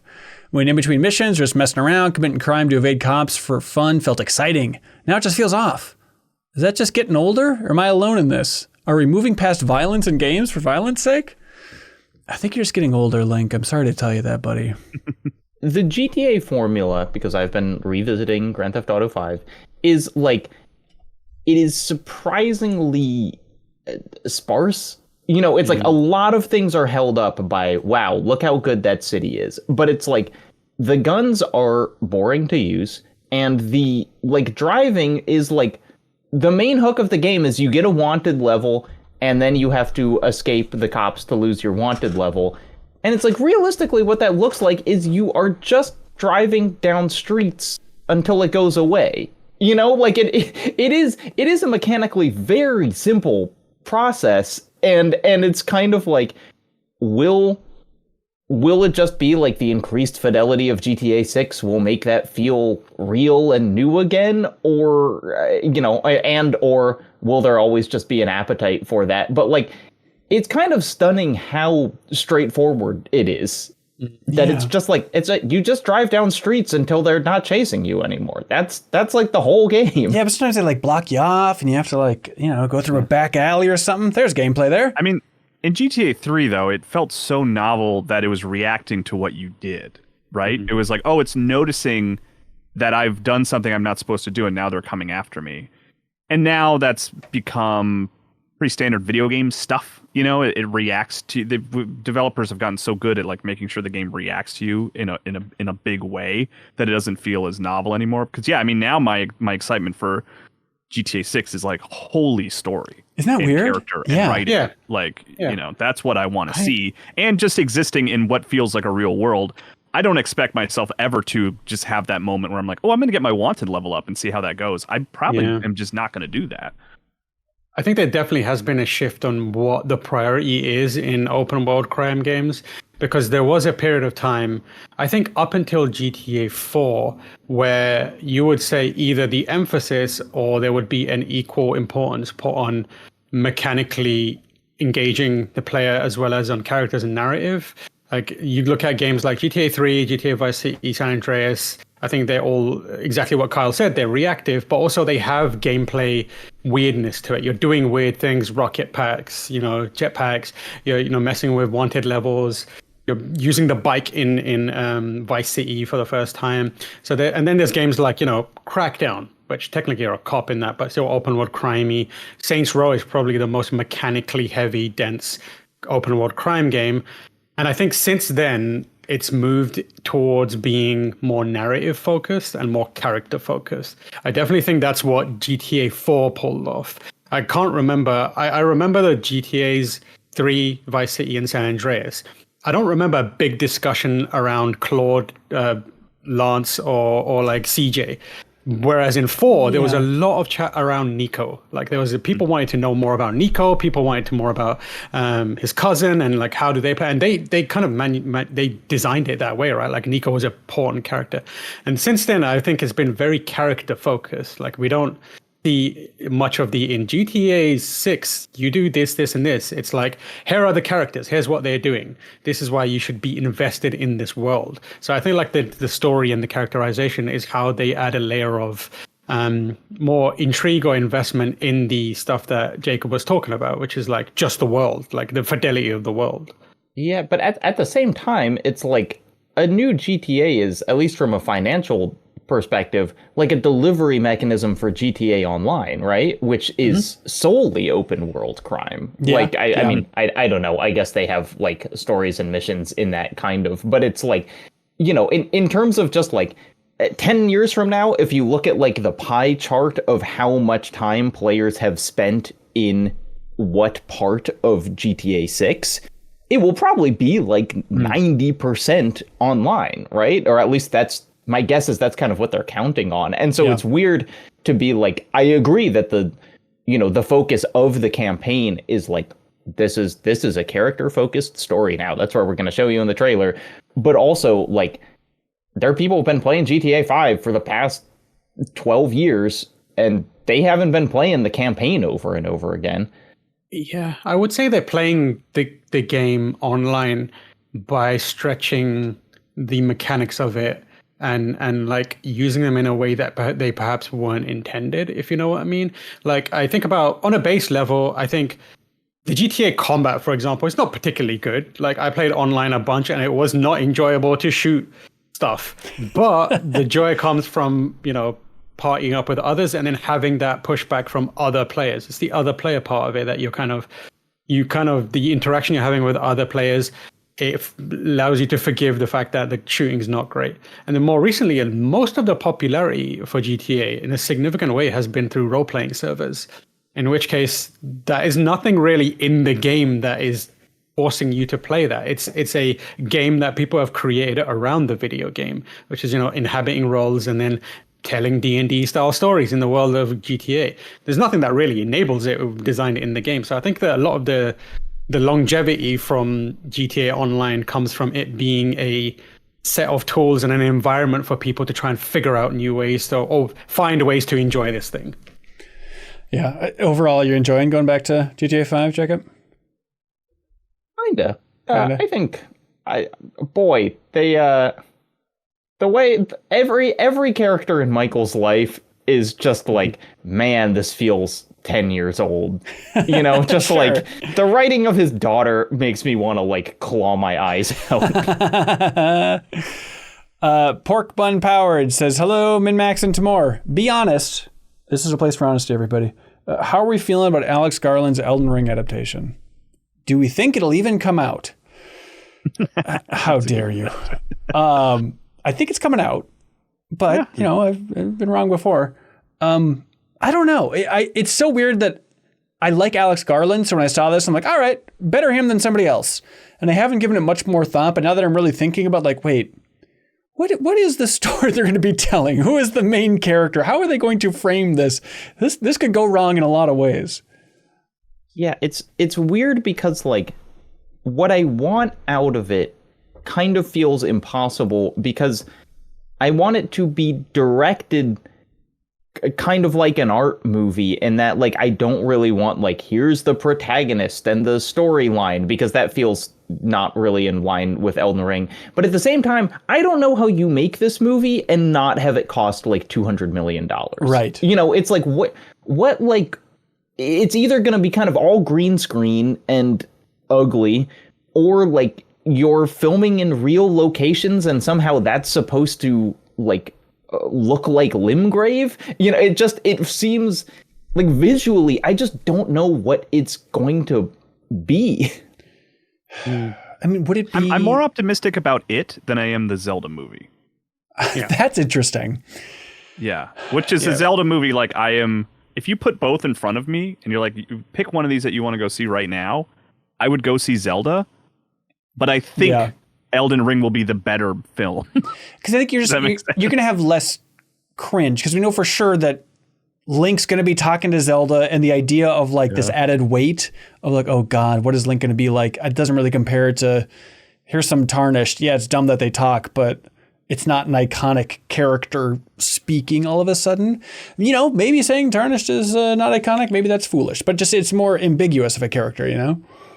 It's like I did rewatch Annihilation recently, and it's like, it's impressive how little characterization he gives to those characters. Like I really like how like not movie like all of the people in that movie are, that they're just kind of these like vessels for weird ideas to flow through. So like, I don't know, if they let them do that, that's kind of cool. That's the thing. I mean, would it work if it's just Tarnished going on an adventure and then they encounter different NPCs along the way and have little chapters and weird sequences?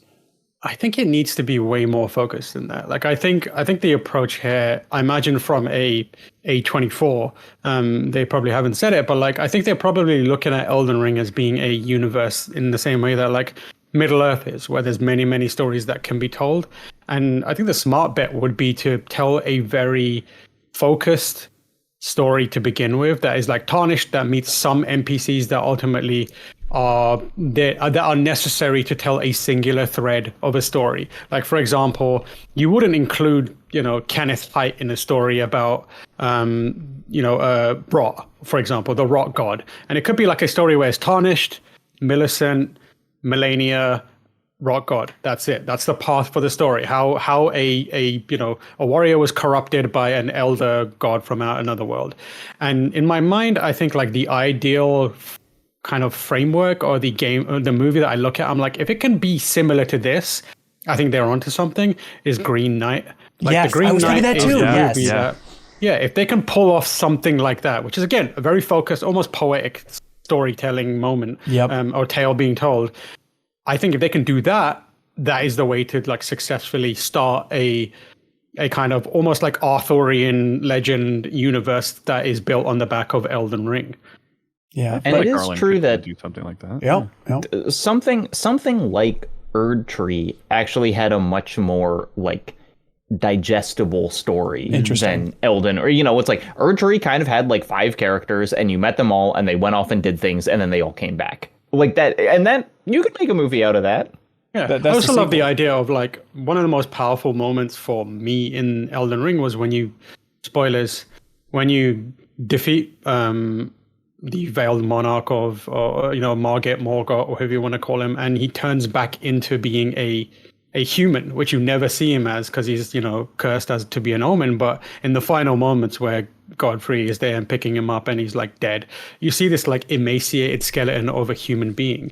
And there's like something potentially there as well. Like you could follow that figure as a human and like see their progression into becoming this character who is like despised by the rules of the religion that he spends his life like enforcing and loving and that kind of stuff. So there's like there's definitely like a tragedy in various parts of the Elden Ring story, in almost every part of it, that is good fodder for a emotionally gripping, like heavy story in the world of Elden Ring. I just don't get what song Jack Black's going to sing in that version, though. Yeah, that's a good point. Yeah, it doesn't make sense. There is the official manga approach, which it just goes full comedy, just 100% comedy, which is Alex Garland, our funniest filmmaker. go see Warfare.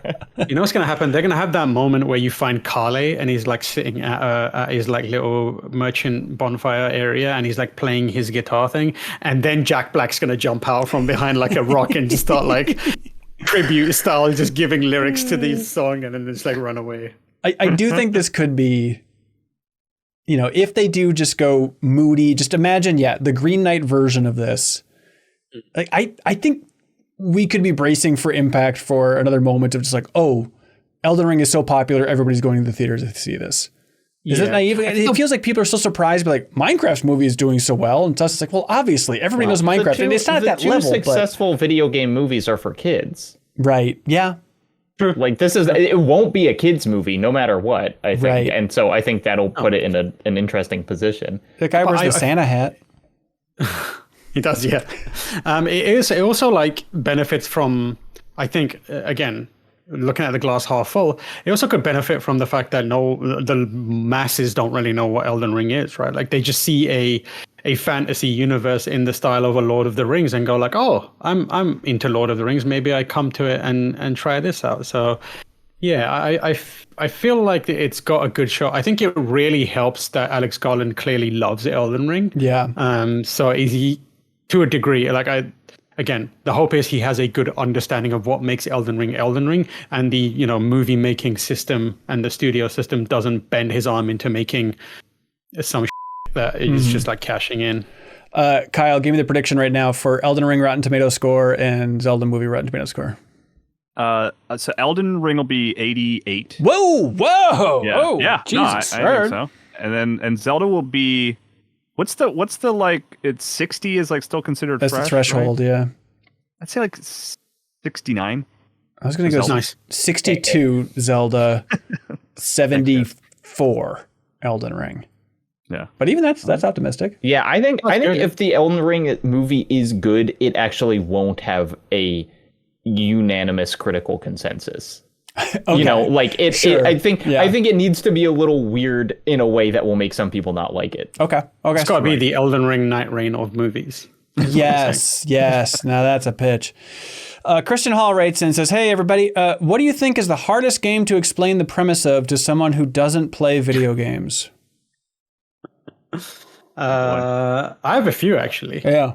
And I have categories for why. Okay, of course.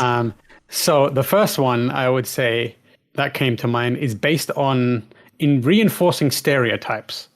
I feel like it's whenever I've tried to explain this to people, it's people like have like looked at me like, oh, this is gamer behavior, and it's become more and more difficult to like talk about it and also like explain why it's fun. Is Pain, the PS3 game, where you're just a dude that throws yourself at and sees what happened. Yeah, that's I feel like good. that is a weird one to explain because people look at you funny and then you're like, I get all nervous and I'm like, no, I promise you, it's fun. It's not just like weird gamer the other one of that is like, not about that game in a long time. Yeah, the other one is like, it's just too weird. It's like, how do you start explaining it and then people again look at you and you're like, yeah, this is a bad game to explain, and that's Hatterful Boyfriend.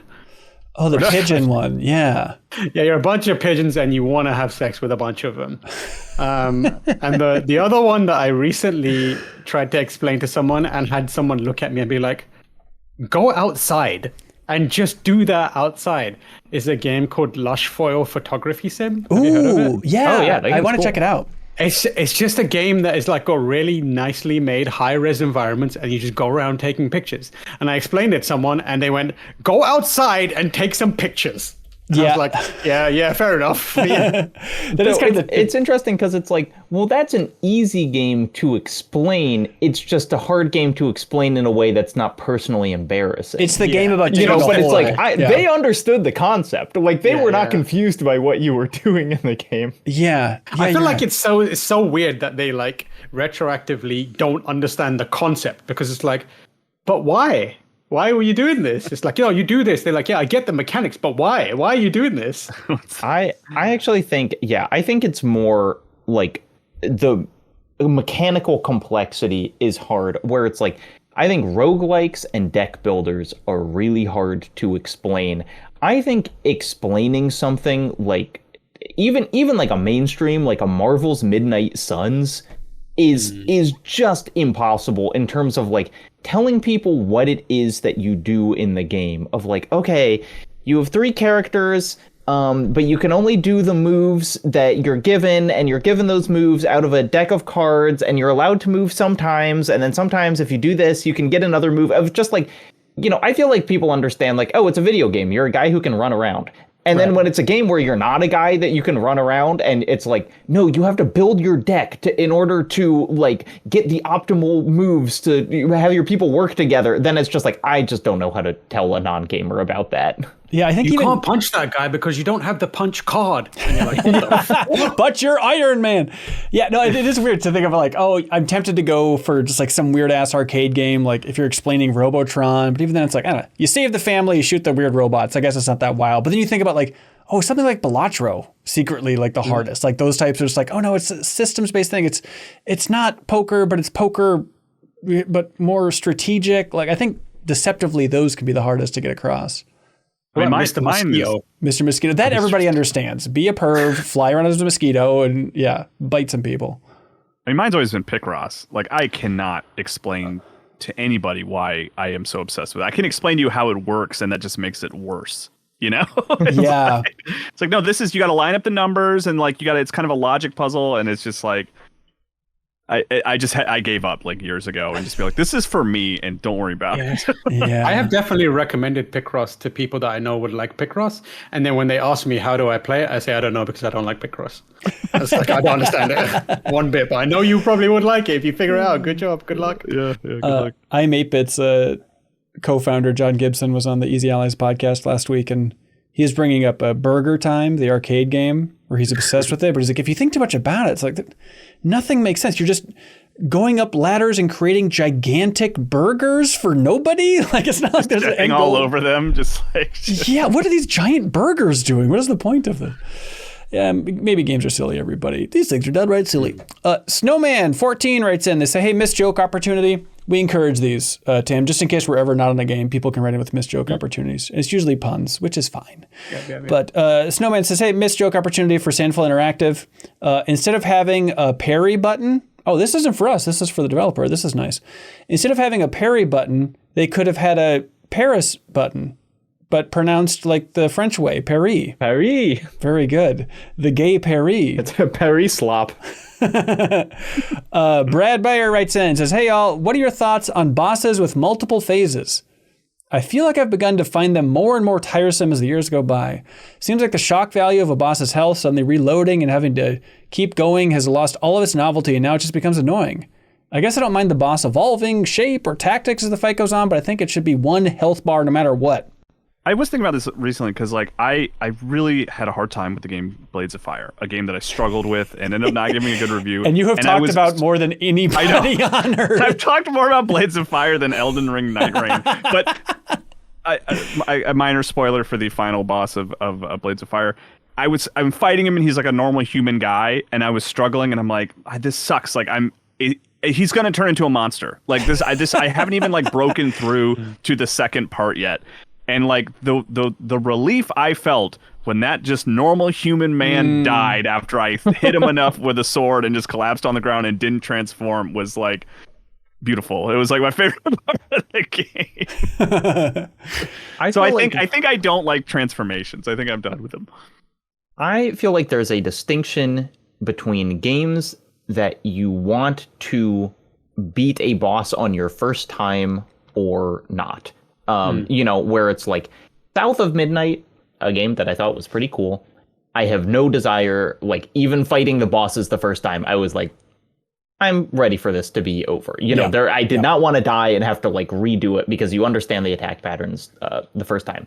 However, I think that like what's engaging about a boss with multiple health bars is the second health bar, the second phase of the fight, should be, the first phase is the training round, and the second phase is you demonstrating mastery of it. Mm-hmm. And like when that is the case, I actually think that the multiple health bars really help because you can kind of see how much better you're getting at the first one as you learn the second one in a way that I find really satisfying. I want to shout out one of my favorite games, and a game that does not get talked about very much, is the Game Baker's game Fury from like 2015, 2016. And the way that game works, it's just a boss rush. There's nothing else. And all the bosses have like 6 phases. And the way that your health bar works is you have 3 deaths before the fight ends completely. And each time you die, you go to the beginning of that phase. But if you beat the phase, then you get a try back, which means that you're always going to be able to try a boss's phase at least twice before dying. And so it's like, it's a system built to be like, you are going to be repeating this a lot. The goal is that you are going to like learn this boss intimately. You're going to know every attack. And because of that, they actually give you a bunch of tries for each phase before you ultimately do it. And it's kind of like saying the point out loud, which is like, yeah, we want you to try this a bunch of times. That's what makes it fun. Yeah, I think an important part of it is like also continuity between phases. I think there's good ways to do multiple boss fight evolutions, and there's bad ways to do it. Like the good ones are the ones that, like Jacob said, they test your understanding and your capability of handling them by increasing intensity or making slight adjustments to the way that you think that you should be behaving, or they train and prepare you for like the next phase to some degree, because then it gives you like it gives you this confidence that you understand some element of what the new boss has become, and it affords you the ability to kind of figure things out. And there's also bosses that are like multi-phase that are just straight up cool. Like, for example, like the twin princes, Lothric and Lorien from DS3, I think are very good like multi-phase boss fights, because they don't drastically change. There's just another factor that's added to it. Margit, the Fell Omen, is that like where his second phase is like he becomes more intense, but his what do you call it? His health bar just stays the same. And then Melania is another one where at a certain point her moves change, but they're still very similar moves. And then like Slave Knight Gale and Soul of Cinder from Dark Souls 3 are just like cool, and they have that same kind of element to it, that there's continuity between them.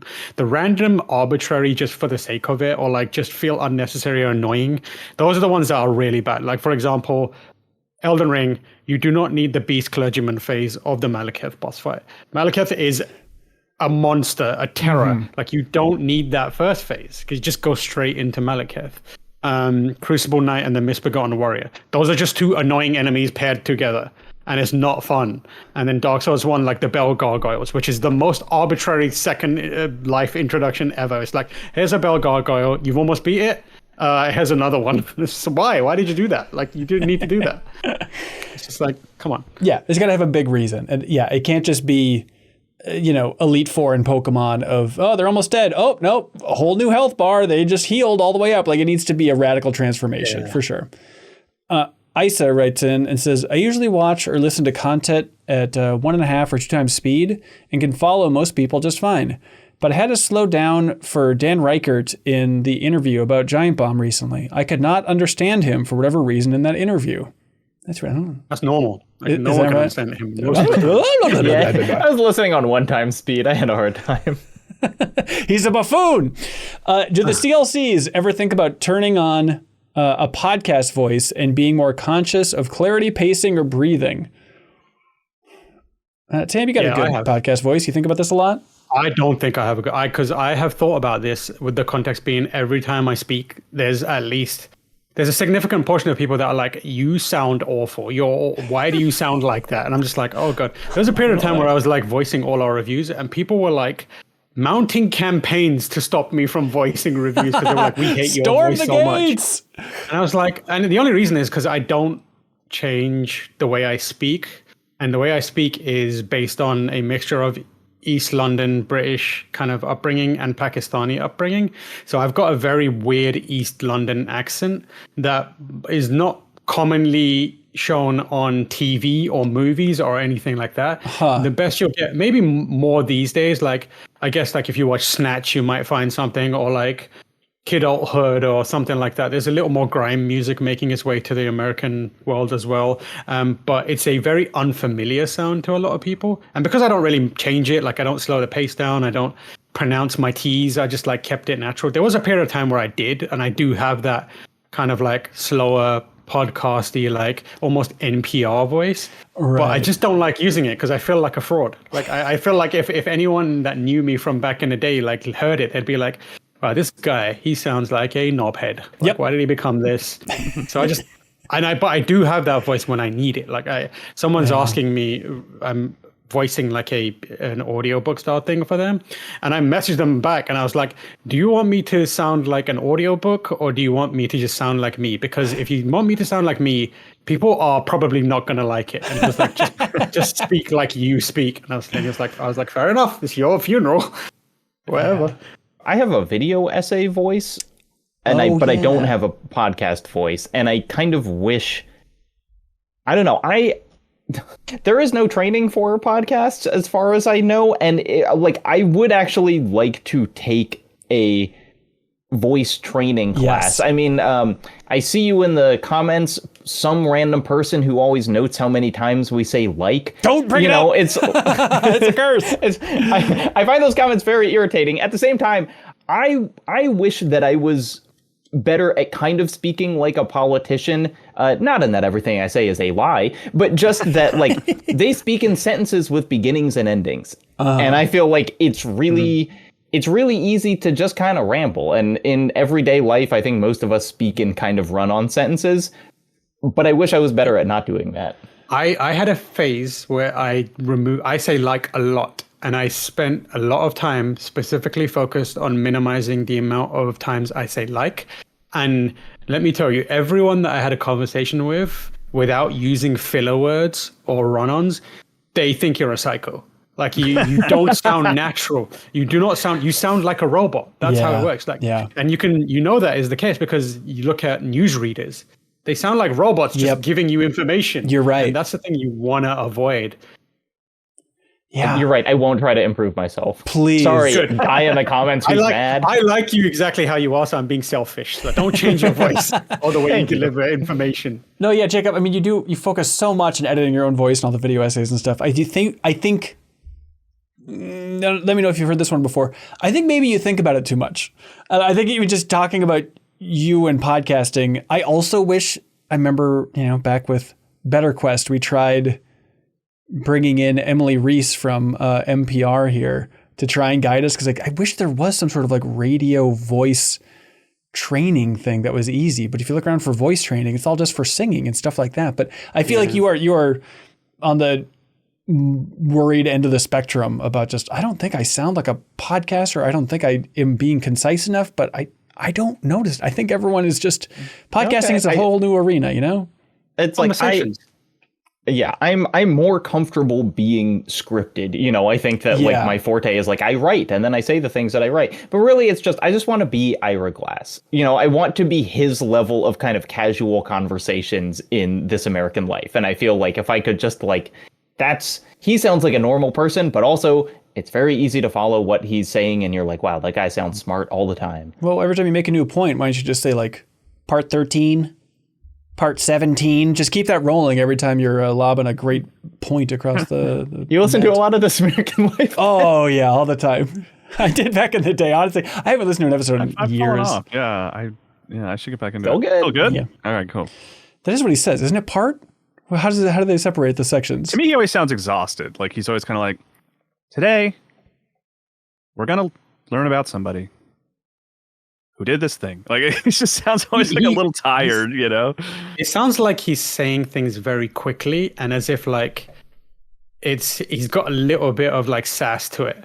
So he's like, today on This American Life, we're going to be talking about podcast. And you're like, that was weird. Speeds up and slows down. Yeah. There he is smacks his lips a bit as well. while I've sidelined this show into talking about This American Life, they launched their version of a Patreon. They have, some supporter thing on that I immediately subscribe to. And they have been revisiting early episodes, and Ira Glass has been talking about how he had to convince people on radio stations to let him talk like that. That they were just like, this is not what radio sounds like. And he was like, just let me try it. But that sounding like you're having a conversation with someone was a really new and unusual thing. And Ben, actually, I think you'll find this interesting. Yeah. He was like, we had to be on a bunch of stations. We couldn't just say let us be on because our show was really good. But they put a lot of effort into making the best kind of charity drive or the NPR funding week, when they're all just asking you to give money. He was like, we put so much effort into making good ones of those, and they were so profitable for the individual stations that they basically had no choice but to put us on because our ad reads would just get like 7 times as much money as anyone else. That's good. And so then it like, you know, that's how they got on so many stations. That's helpful. It's so funny you bring that up because even in my head, I was thinking of a specific one of those where he was interviewing a guy who had just bought a cup of coffee. And the guy was freaking out because he was like, yeah, I paid like $4 for this coffee, but I don't have the money to donate to NPR. And like and Ira Glass's commentary was just like, I've interviewed like murderers and criminals who were less nervous than this guy. And like, and I'll always remember that conversation. So yeah, they totally nailed it. That's really funny. I do think about that all the time. Maybe because I guess it's my job now. But just the amount of plugs that I hear for like, you can support us directly by going to this on podcasts and radio and stuff. The tossed off plug. I know I do it a lot at MinnMax, but it drives me insane if I think about it too much. About just like, somebody will throw out a plug like, you can support us here. Go to the, and I just think with that pitch tossed off in that way, I don't think there's a single human being who's being compelled to actually go through the effort and click through. So like, how do you message things in a way to actually raise an eyebrow and have people go, wait, what are they actually saying? What is the sentence that I shouldn't ignore? Ben, I'll find this and send it to you I'm because interested. I think you would find it really fascinating. That sounds like my life now. Yeah. The ones that always got me was like, there was a period of time where I listened to a lot of true crime podcasts, and the segue from content and like subject matter into ad is always one of the, it'll be like, and he was brutally murdered by a man who cut him into individual pieces. And now Casper mattresses, and you're like, what? No, you can't do that. You can't do it. There's no way. Sergeant Pepper says, hey, y'all, not a question. I wanted to give a shout out to the MinnMax community, though. I was recently laid off and posted about it in the MinnMax Discord. Not only did I get some wonderful advice and support, but someone asked for my LinkedIn and said I could connect as a reference. I just want to say thank you to everyone, and I really love the genuine feeling like I'm part of a community in the MinnMax Discord. You all rock. Shout out to the Discord. Shout out to the mods for keeping it friendly. Luca Alberti writes in and says, hello, lovely cohorts. 2 simple questions. Place your wagers. What game will sell more in 2025, Dragon Drive or Marathon? The hell is Dragon Drive? What the hell is Dragon Drive? It's the Switch 2 game. Sorry, Someone it's the Dragon Walk Drive game. this fool for not respecting Dragon Drive. I think the way you asked us if we wanted to answer this question was which one's more successful. Well, right? they say also what will have the higher open critic score as well. Okay. Because I think it's Dragon odd Drive because game is going to review well. I mean, you played it for like 5 minutes and you were like, I don't want to play that anymore. Get it away from me. Get it away from me now. The thing about Dragon Drive, though, is like the sort of investment on that, right, versus Marathon, right? Wasn't there some news story recently about how Marathon has to sell this specific amount, at some absurd amount, that to like make back its budget? So like, I was thinking of it in terms of that. Sure. I do think Marathon will sell better. Yeah. But I feel like it has more potential to be like in a year or less, even like, sorry, we got to shut down Marathon. It just didn't find its player base, where it's like, you know, just like ARMS is probably still has people on there playing, right? Right. Like, yeah. Dragon Drive will have people playing for the next 5 years probably, because it's just such a unique, weird thing. Right. Dragon Drive will sell. Stakes. It'll sell 200,000 copies. Marathon will sell 2 million copies, but Marathon will be the absolute failure of the group. I mean, not to be so pessimistic. I want Marathon to be successful, but yeah, that's my prediction. God, on the ARMS front, I was reading that Nintendo asked, whatever the hell they call it, about the making of Mario Kart World, you know? I forgot that like that was the Mario Kart team. Like all the leads on Mario Kart World are like, oh yeah, I worked on Mario Kart 8 and then I worked on ARMS. Like it really was like premier talent within Nintendo at this point that created ARMS, which had a great theme song. There's no doubt about that. Good soundtrack. Yeah. Tam, you're the most insightful person here on several fronts. I mean, you've played Marathon, He's man. offended by that. Yeah. It's an anger in his eyes. You got you guys are way smarter than me. I was like, what? Yeah, okay, obviously, but you got to actually play Bungie's Marathon. With that level of insight, what do you think is going to be the bigger success?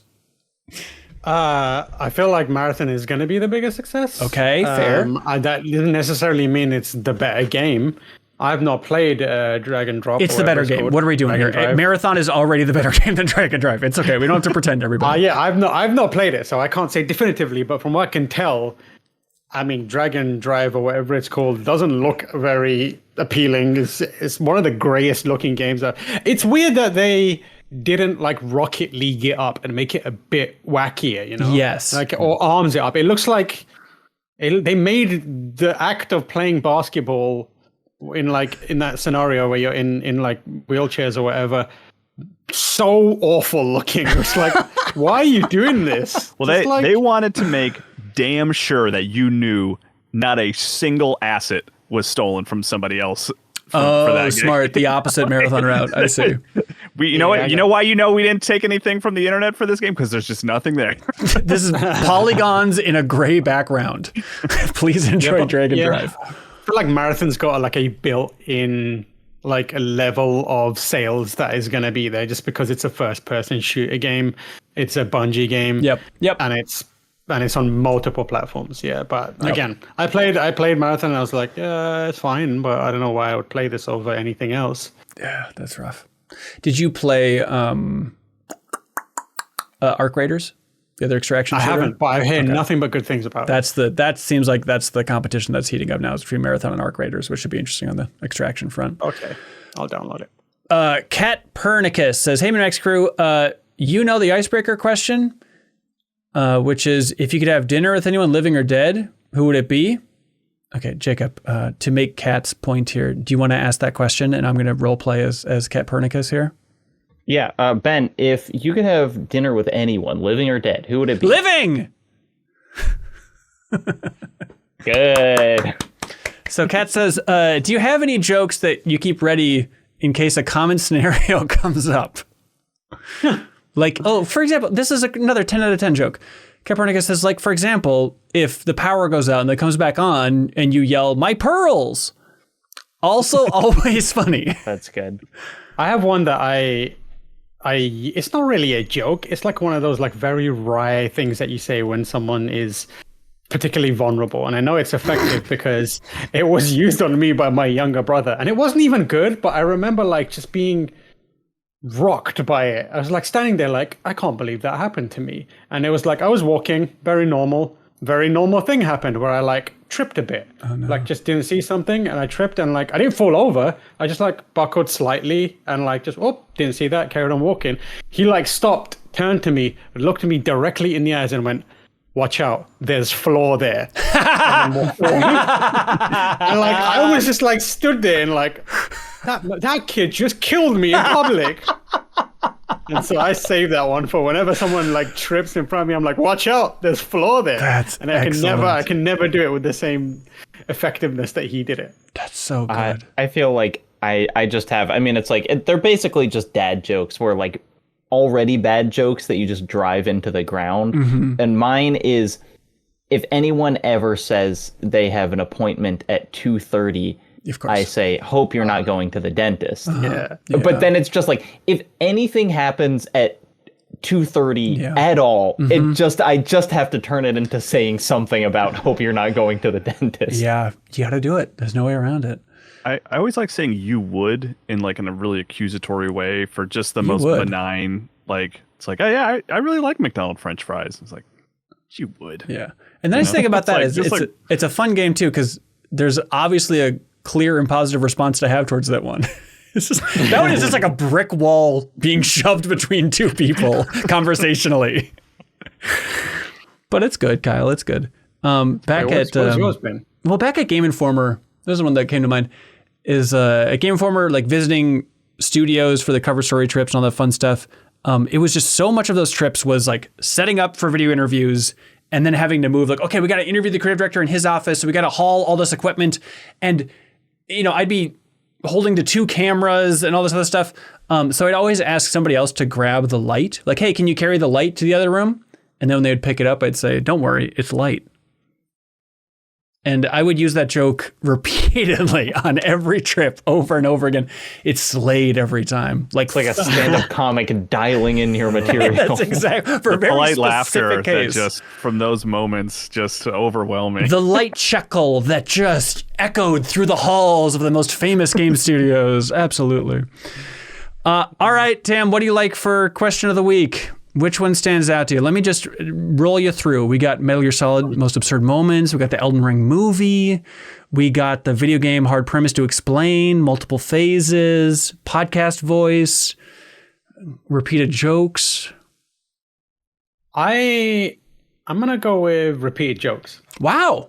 Okay. Yeah, All I right. enjoyed that one. It told us, we learned a little bit about each other and people who maybe not aren't super familiar. We learned kind of humor, you know. We did learn humor on that date. It's fun. We all know to look out for Floor. Yeah, just careful. If you trip around me, I'm gonna brutalize you in public. Yeah, I really don't want to forget that joke either that Copernicus has of the yelling living. It is surprisingly fun. Like, Kyle, let me lob it to you. You ready? You can deliver it, and you tell me how good it feels, because I think it's a very satisfying one. So, Kyle, I was going to ask, if you could have dinner with like anyone living or dead, who would it be?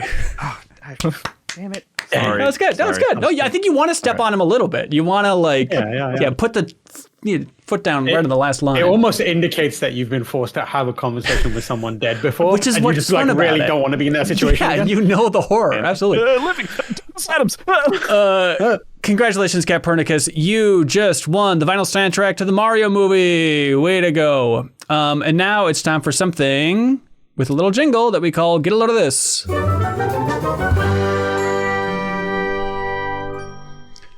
Hey, get a load of this. I'll go first, so the pressure's off Tam for thinking he has to come on with something really impressive. Have you guys ever seen a Dumbo octopus? Did you know that there's an animal that's just called Dumbo octopus? And it's Don't be disrespectful. It's an octopus that just has Dumbo-like ears, and it controls where it's maneuvering in the water by flapping its ears God. like Dumbo. It is just a so cute. beautiful little creation that I feel like we need a reminder actually exists. So Dumbo octopus, everybody, make your life better. Look them up. Unfortunately, it looks like the first enemy in an RPG that you just farm for like 3 XP each time. A real life True. slime. Yeah. Get a load of this. I was listening to the Lonely Island podcast, which this morning And was Seth on. Meyers. Don't drop And him. Seth Meyers, Thank you. which was on "I'm on a Boat" this morning, one of their totemic songs.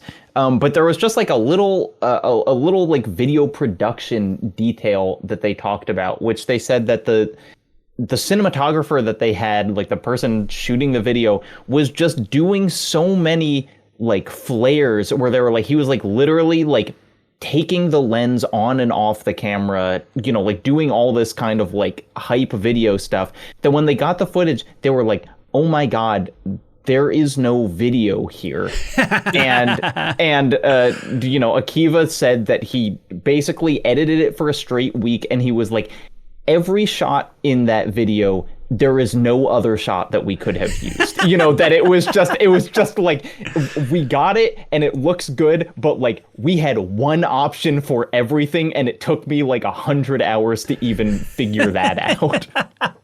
But you know, that cinematographer was so proud of themselves. Like, I'm elevating this joke. They need me. And they were like, you know, and in the end it looked great, and we think he did a really good job. And I was like, I feel like if I had that experience, that it would not be saying that. They brought him back to Pop they were Star, being. apparently. I don't know, right? Is that what they said too? Talking about speeds, it's like one of like Blank Check and that podcast I listened to on 1.0. Wow, And then the everything else ultimate is like honor. 1.5 or 1.7. Oh, actually, Comedy Bang Bang is another one that I do normal speed as well. You can't, you I don't feel speed like up if I those jokes. go above 1.0, I'll never be able to go back. You and so won't. I've never allowed myself to speed it up because I don't want to be in that world. Yeah, but imagine if you could consume twice as much content in your life. It's so good. It never works That's like not that. my problem. I have It so never much works like content. that. I did the same thing where I was like, oh, I'll speed it up, then I can get through more stuff. No, if you lose concentration for a second, you then have to go back and rewind things, and you end up rewinding things so many times that you've spent double the time that you would have just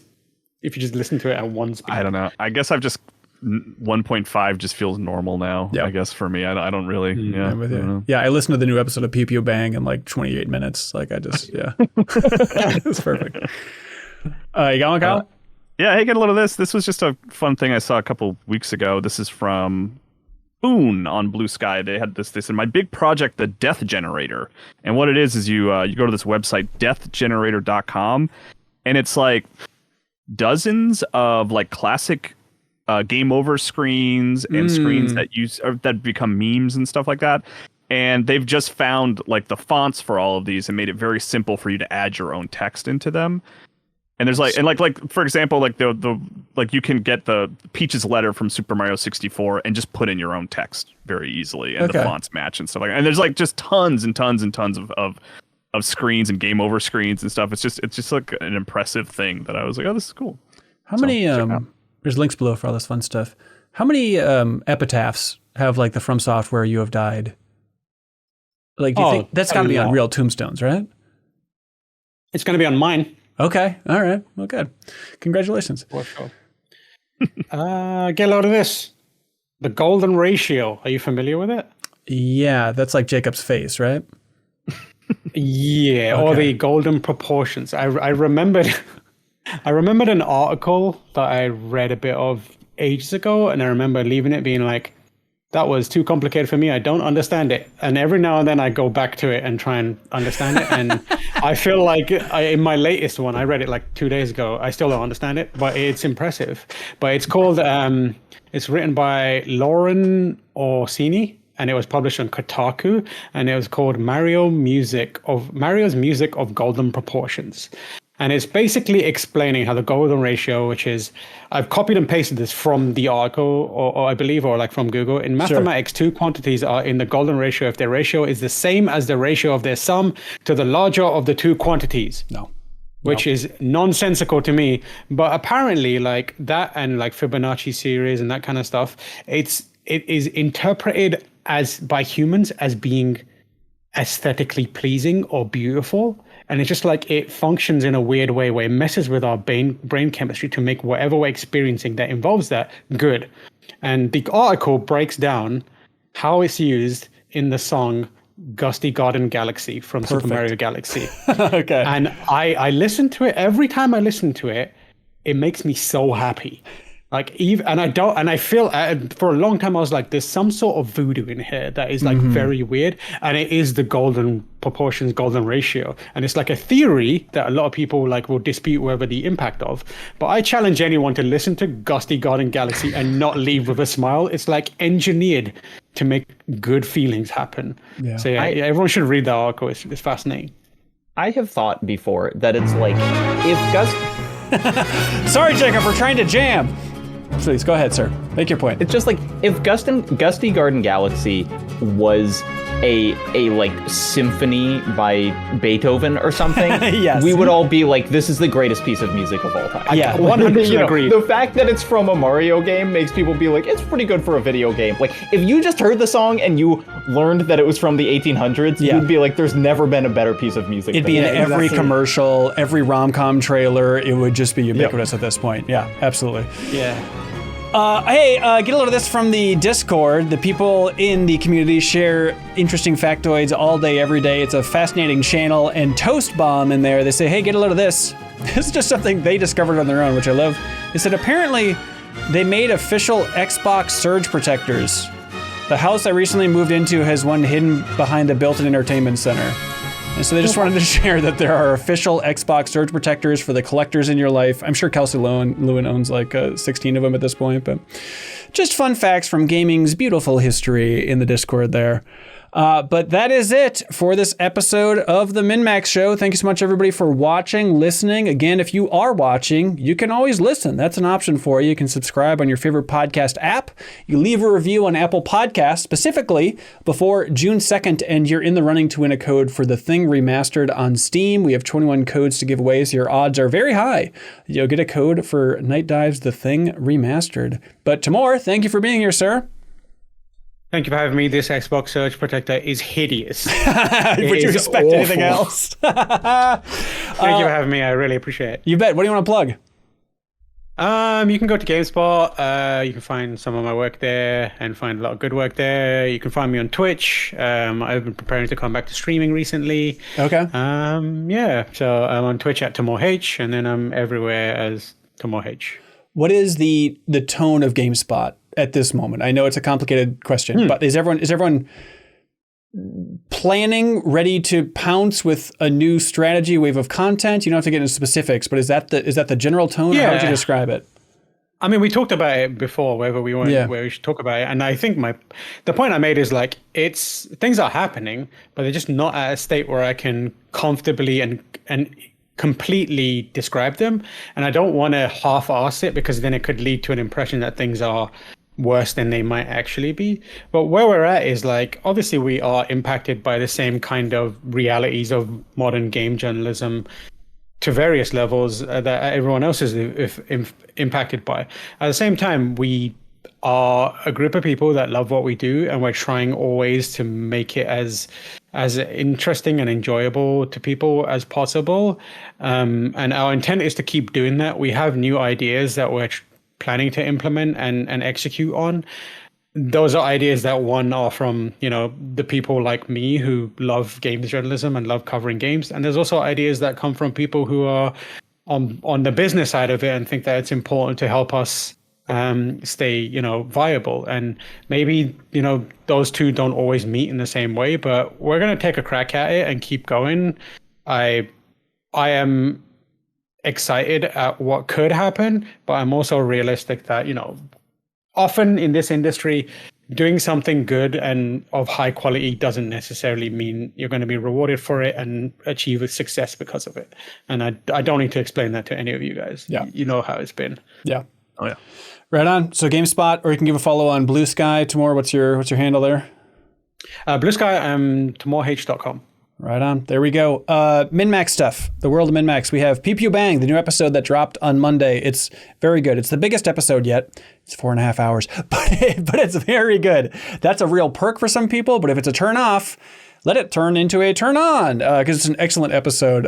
It's about largely, I guess, friends and gaming with friends, but it goes into a lot of directions beyond that. Jacob, I assume you listened to the latest Pew Pew Bang. I'm like 2 hours into it, but I'm having a blast. Sarah used the phrase crash course in being a woman in that episode, and I can't get it out of my head. Yeah, subscribe on a standalone feed. Pew Pew Bang is very good. Help spread the word with femme-leaning people in your life, please. We have a new rapid-fire interview up on MinnMax's YouTube channel with Hideki Kamiya, the director of so many great games, Devil May Cry, the original Resident Evil 2, Bayonetta, Beautiful Joe, Okami. And so we talk a bit about the sequel to Okami and founding Clovers, but a bunch of other stuff. It was just exciting to kind of get to ask questions about this director's full life. Normally those are tied to like a single game that's on the horizon, but it was nice. It's like, this is just an incredible career. So I really wanted to unpack it in some format, and rapid fire seemed to be the best one. So thanks for the help spreading that one. Also, Jacob, just because I know you're very jealous of our planning meetings where we go out and get breakfast and just pitch ideas and jokes and stuff for those rapid fire questions. This one was very fun because it's the first time that Sarah joined us for one of those.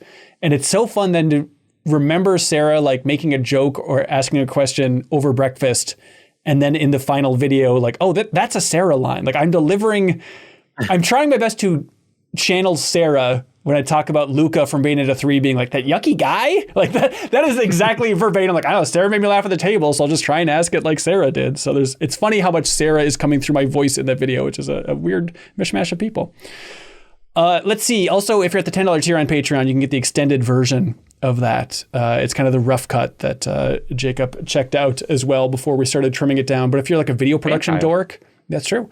If you're a video production dork, you can check that out and see how we edited it down to the final version. But there's an additional 7 minutes of rapid fire questions and answers in that you can check out. Otherwise, New Show Plus is up on YouTube. It is Jeff Cork from the Game Informer days reviving an old thing that we did at Game Informer for New Show Plus here, where it's called Memory Card Archaeology, where we got an old PS2 used memory card and we boot up the old save to try and figure out how much can we learn about this person based on a PS2 memory card that they have long forgotten. So Leo Vader and Jeff Corker in the studio with me for that one. So it's a fun episode on YouTube. Otherwise, a big thing is we have another MinnMax community meetup coming up in August 9th. From noon to 5 p.m. at Utapils Brewing in Minneapolis, Minnesota. We'll communicate more about this, but there's a post on Patreon if you want to get some details. But the plan is all of the MinnMax cohorts are going to be in town. All 9 of us are going to be in Minneapolis there, so you can fly on out if you'd like. Otherwise, we're still planning on making an East Coast meetup happening next year in Asheville, so if you want to wait for that one, that's totally fair. But check out the Patreon. There's a public post where you can learn more about that meetup on Saturday, August 9th. Also, heads up, we have the Short Documentary Film Festival, Doc Lightning, that people are working on in the community and creating their short documentaries under 3 minutes. Thank you to everybody who's submitted yours so far. Because of SGF and schedules and all this fun stuff, we are delaying the deadline by 1 week. So you now have until June 6th to submit your short documentary under 3 minutes. Check out the Patreon to learn more, or jump in the Discord channel to learn more as well. But June 6th is the new deadline for the Doc Lightning series. All right, that is truly it for this episode of the podcast. Remember, next week, the episode's going to be a little bit later than usual because of SGF and switch to fun business. But Timur, thank you again, sir. Greatly appreciate it. You for having me. And thank you, Kyle and Jacob as well, for being here. Thank you. Send me a code, Bandai. Bandai! Thanks so much, everybody. Until next time, be good, have fun, let's go.